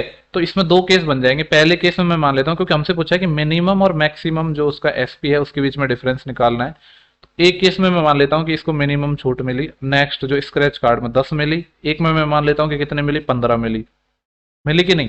अब देखो 10% मिली या 15% मिली, बोले कि इनके एसपीज के बीच का डिफरेंस, तो 63,000 में से इसका 10% और इसमें 63,000 में से इसे 15% डिफरेंस, तो दोनों के बीच में ये डिफरेंस पूछा है। यानी मैं कह सकता हूँ कि इनके बीच में 5% का अंतर आएगा। ये 5% किसका आएगा, इस 63,000 का। तो सिंपली 63,000 का 5% निकाल लो। 5% होता है 1/20, जीरो से ये जीरो चले जाएगा, और दो तिया 6, दो एकम 2, दो पंच 10, 3150 आ जाएगा, ऑप्शन नंबर 4। ठीक है, मैं उम्मीद कर रहा हूँ कि सबको समझ आया होगा, क्योंकि देखो दो केस बन गए, मिनिमम छूट कब मिलेगी और मैक्सिमम छूट कब मिलेगी, जब एक बार तो मिनिमम डिस्काउंट हो, एक बार मैक्सिमम हो। जब 10% छूट रहेगी तो मैक्सिमम एसपी आएगा, 15% छूट रहेगी तो मिनिमम एसपी आएगा, उनके बीच डिफरेंस यानी 5% आएगा। तो 2,000 तो इसको कैश छूट मिल गई थी, तो 6300 का 5%, 3150 आ गया। अगर नहीं समझ आया तो वापस वीडियो बैक करके देख लेना। मैं नेक्स्ट क्वेश्चन पर चल रहा हूँ। क्वेश्चन नंबर है अपना 43। बोल रहा है कि दो स्टेशन है एक सीधी रेखा में 120 किलोमीटर की दूरी पर है। ठीक है, दो स्टेशन है, एक यहाँ पे एक यहाँ पे है। एक ट्रेन है वो स्टेशन ए से चलती है, दो स्टेशन थे अपने ए और बी। एक ट्रेन ए से सुबह 8 बजे चलती है, यहाँ से एक ट्रेन इधर चली और 8 AM पर चली, और स्टेशन बी की ओर 20 किलोमीटर पर आवर की चाल से चलती है, और कितने से चली, 20 की चाल से। और दूसरी ट्रेन बी से चली, लेकिन ये 9 बजे चली है, और ठीक है, और स्टेशन ए की ओर चल रही है 30 की स्पीड से, तो इधर जा रही है 30 की स्पीड से। ये किलोमीटर डिस्टेंस थी, ये स्पीड है किलोमीटर पर आवर में। ठीक है, ये भी किलोमीटर पर आवर में। पूछा क्या है कि वे किस समय एक दूसरे को मिलेंगे। ठीक है, कॉन्सेप्ट तो लगाएंगे हम इसमें, रिलेटिव स्पीड का कॉन्सेप्ट, लेकिन आपको पता है कि रिलेटिव स्पीड का कॉन्सेप्ट तभी लग पाता है जब टाइम सेम हो। यहाँ पे एक ट्रेन 8 बजे चल रही है, यहाँ पे 1 बजे 9 बजे चल रही है। इसको समाधान करने के लिए अपने पास दो तरीके होते हैं, या तो इसको 1 घंटे इधर पहले चला लो तो रिलेटिव स्पीड लग जाएगी, या फिर दूसरा एक तरीका है कि जो ट्रेन ए है उसको 1 घंटे चला लो फिर रिलेटिव स्पीड लगा लो। ठीक है, मैं ये लगा रहा हूँ दूसरा वाला तरीका, पहला वाला नहीं। आई होप आपको समझ आ रहा होगा। मान लो कि मैं बोल रहा हूं कि यहां तक इस पॉइंट पर 9 बज गए ट्रेन ए को चलने में, तो कितनी दूरी चलेगी, 20 की स्पीड से इसने 20 दूरी चल ली। तो अब मैं कह सकता हूं यहां से लेकर इस पॉइंट तक इनके बीच की जो रिमेनिंग डिस्टेंस है वो कितनी रही, 120 माइनस 20, 100 किलोमीटर रही। इसमें हम रिलेटिव स्पीड लगाएंगे, और आपको पता है जब अपोजिट डायरेक्शन में आ रही है तो स्पीड जुड़ जाती है। एक की स्पीड 20 है, अब टाइम सेम हो गया ना, ये भी 9 बजे चल रही है, ये भी 9 बजे चल रही है, तो अब अपना रिलेटिव स्पीड लग जाएगी।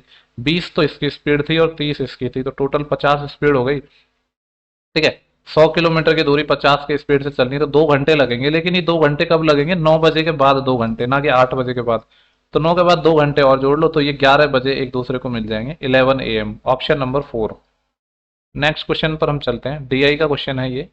ठीक है, देखते हैं कि क्या पूछा है। यदि अनिल का मासिक जो वेतन है, सॉरी खर्चा है, वो 65,000 है एक्सपेंडिचर, तो वह भोजन और किराए पर कितना पैसा खर्च करता है, ये निकालना है। मैं इसको जूम कर रहा हूँ। ठीक है, अब शायद आपको क्लियर दिख रहा होगा। अनिल का मासिक व्यय दे रखा था, ये अनिल का ही खर्चे के बारे में दे रखा है। ठीक है, इसका जो मासिक व्यय 65,000 था, यानी मैं कह सकता हूँ जो 100% है, इसकी वैल्यू अपन को कितने गिवन है, 65,000 है। अगर यहाँ से 1% मेरे को निकालना हो तो 2 जीरो ये कम हो जाएंगी, यानी कह सकता हूँ 650 है। क्या पूछा है कि उसके फूड पर कितना खर्च कर रहा है, वो ये रहा 25%, और रेंट पर 12, तो 25 और 12 यानी 37% खर्चे के बारे में पूछा गया है। तो 650 गुणा 37 कर लो, आंसर आ जाएगा। एक तो जीरो आएगा, फिर 7 पंजे 35, 5 आएगा, तो लास्ट में 50 आना चाहिए।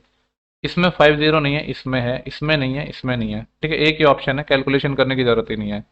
अब जब आप कैलकुलेशन करोगे तो आपका आंसर आ जाएगा, पर यहाँ पे जरूरत नहीं थी तो मैंने की नहीं। नेक्स्ट क्वेश्चन है अपना 45, ये भी डीआई का ही क्वेश्चन है एक। डायरेक्ट चलते हैं कि पूछा क्या है। 1985 में निम्नलिखित में से किस युग्म के विषयों के औसत अंक प्रतिशत समान थे। ओके, 1985 की बात कर रहा है, यानी ये रहा 1985, और परसेंटेज पूछ रहा है कि किस पेयर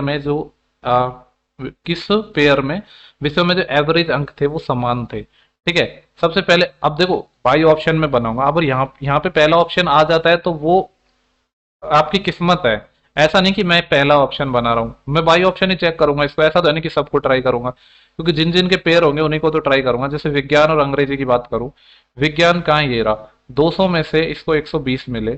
ठीक है, और इंग्लिश, देखो यहाँ पे 200 का मैक्सिमम मार्क्स था, यहाँ पे 150 का था, तो आपको मार्क्स निकालने पड़ेंगे। 200 में से इसको 120 मार्क्स मिले हैं। अगर परसेंटेज, क्योंकि यहाँ पे यही इसने यही पूछा है कि परसेंटेज किसका सेम था, तो अगर मैं बात करूं, अगर आपको 120 मार्क्स मिल रहे हैं, यहाँ पे नीचे कर देता हूँ साइड में, 120 मार्क्स मिल रहे हैं 200 में से, तो मैं कह सकता हूँ कि 4 तिया 12 और 4×5 3/5 मिल रहे हैं, यानी 60% मार्क्स मिले इसमें। और तो साइंस का किसके साथ पेयर था? इंग्लिश। इंग्लिश का ये रहा। इंग्लिश में देखो 90 मिले हैं, किस में से? 150 में से। तो 3×3 = 9, 3×5 = 15, 3/5, यानी यहाँ पे भी 60% मिले हैं। तो इन्हीं के सेम हो गए। पहला ही ऑप्शन ऐसा हो गया जिसमें सेम हो गए, बाकी को चेक करने की बिल्कुल भी जरूरत है ही नहीं, क्योंकि ऐसा तो है नहीं कि ऑप्शंस के ऑप्शंस दिए हैं तो एक ही आंसर सही होगा अपना। क्वेश्चन नंबर है अपना जो नेक्स्ट है, ऐसा क्वेश्चन शायद पहले भी आया है, 3 पे से रिलेटेड था, पता नहीं, देखते हैं क्वेश्चन क्या है। 150,328 23 से डिविजिबल है। संख्या है ये 23 से डिविजिबल है, दे रखी है, चेक करने की जरूरत नहीं है। यदि संख्या के अंकों को अवरोही क्रम में पुनर्व्यवस्थित कर दिया जाए और इस प्रकार निर्मित संख्या में, ठीक है, सबसे पहले तो अवरोही क्रम। देखो अपने पास दो ऑर्डर होते हैं, आरोही क्रम, एक अवरोही क्रम। आरोही क्रम छोटे से बड़े का होता है, अवरोही क्रम, आरोही को अपन असेंडिंग बोलते हैं, अवरोही को डिसेंडिंग बोलते हैं। अवरोही क्रम क्या होता है? पहले बड़ी वैल्यू फिर छोटी वैल्यू, इस तरीके से अपन को जमाना है। सबसे पहले 8 आएगा, 8 के बाद क्या आएगा? 5 आएगा, 5 के बाद क्या आएगा? 3 आएगा, 3 के बाद 2, 2 के बाद 1, 1 के बाद 0, इस तरीके से अपना ये नंबर बनेगा। ठीक है, आप बोल रहे हैं कि जो संख्या बनी निर्मित संख्या में 13 का 5 गुना घटा दिया जाए। इसमें से मैं क्या कर रहा हूँ? 13 का 5 गुना मतलब 65 घटा दूं। तो बोल रहा है जो परिणामी संख्या है वो किससे डिविजिबल होगी? देखो घटा देते हैं, इसमें से 65 माइनस कर देते हैं यहाँ पे, तो ये कितना आएगा? ये 0 था ना अपना, 10 में से 5 गया तो 5। 5 देख के ही मैं ना 5 आंसर लगा के आगे बढ़ जाऊंगा। आपको पता है मेरा यूनिट डिजिट 5 आया, और कोई भी नंबर 5 से तब डिविजिबल होता है जब लास्ट में या तो 0 आए या 5 आए। 5 आ गया तो ये अपना हो गया, नंबर निकालने की जरूरत ही नहीं है ना। आपको पता है कि एक ही आंसर अपना सही होने वाला है। 5 देखते ही मेरे को समझ आ गया कि 5 आंसर होगा। ठीक है, बाकी आप चाहो तो पूरा कर सकते हो, पर मैं कहूंगा कि नहीं, करने की जरूरत है ही नहीं। ठीक है, ऐसे ही टाइम से होता है एग्जाम में। ऐसे नहीं है कि कोई जो टॉपर आते हैं वो कुछ अपना अलग करते हैं, वो यही करते हैं कि जिस चीज की आपको जरूरत ही नहीं है, नीड नहीं है, उस चीज के बारे में क्यों उसको फर्दर सॉल्व करना। अपन को सिर्फ आंसर निकालने से मतलब है, कैसे भी निकालो। एक लाइन में आपने आंसर निकाला हो या 6 लाइन में आंसर निकालो, मार्क्स उतने ही है। एक कार है 3.5 लीटर पेट्रोल में 75.5 किलोमीटर की दूरी तय करती है।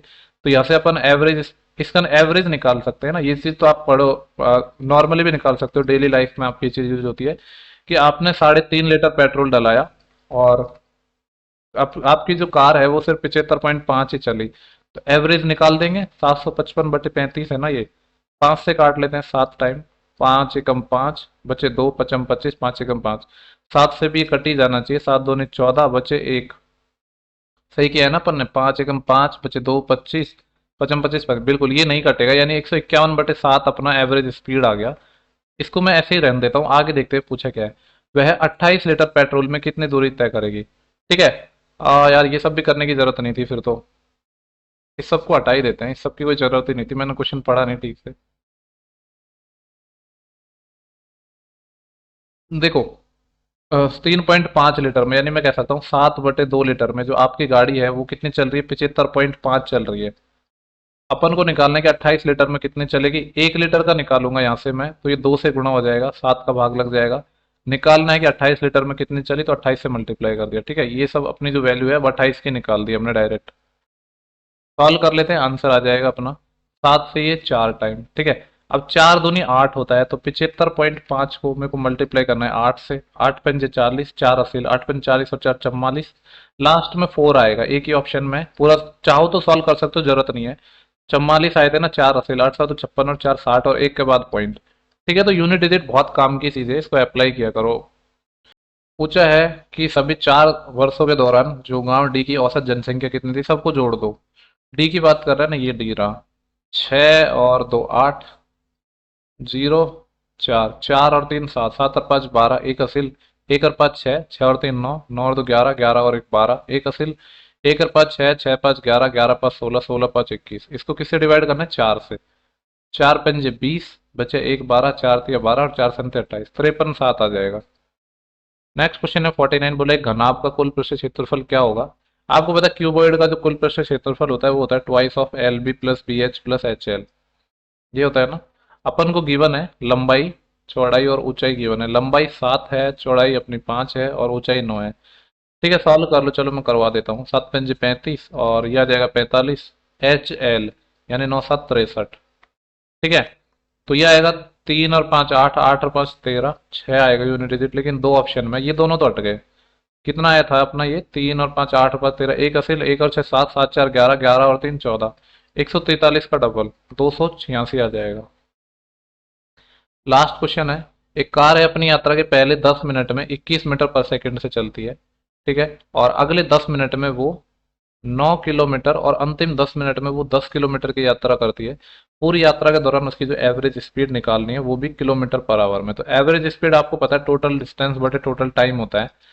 तो अगर मैं टोटल टाइम की आपसे बात करूं, तो यहाँ पे पहले 10 मिनट में तो ये 10 मिनट तो यहाँ लगे, अगले 10 मिनट 10 मिनट यहाँ पे लगे, और अगले 10 मिनट 10 मिनट यहाँ पे लगे, टोटल टाइम तो नीचे 30 मिनट आ जाएगा। ये मिनट में है। बाद में इसको आवर में बदलेंगे क्योंकि आंसर किलोमीटर पर आवर में।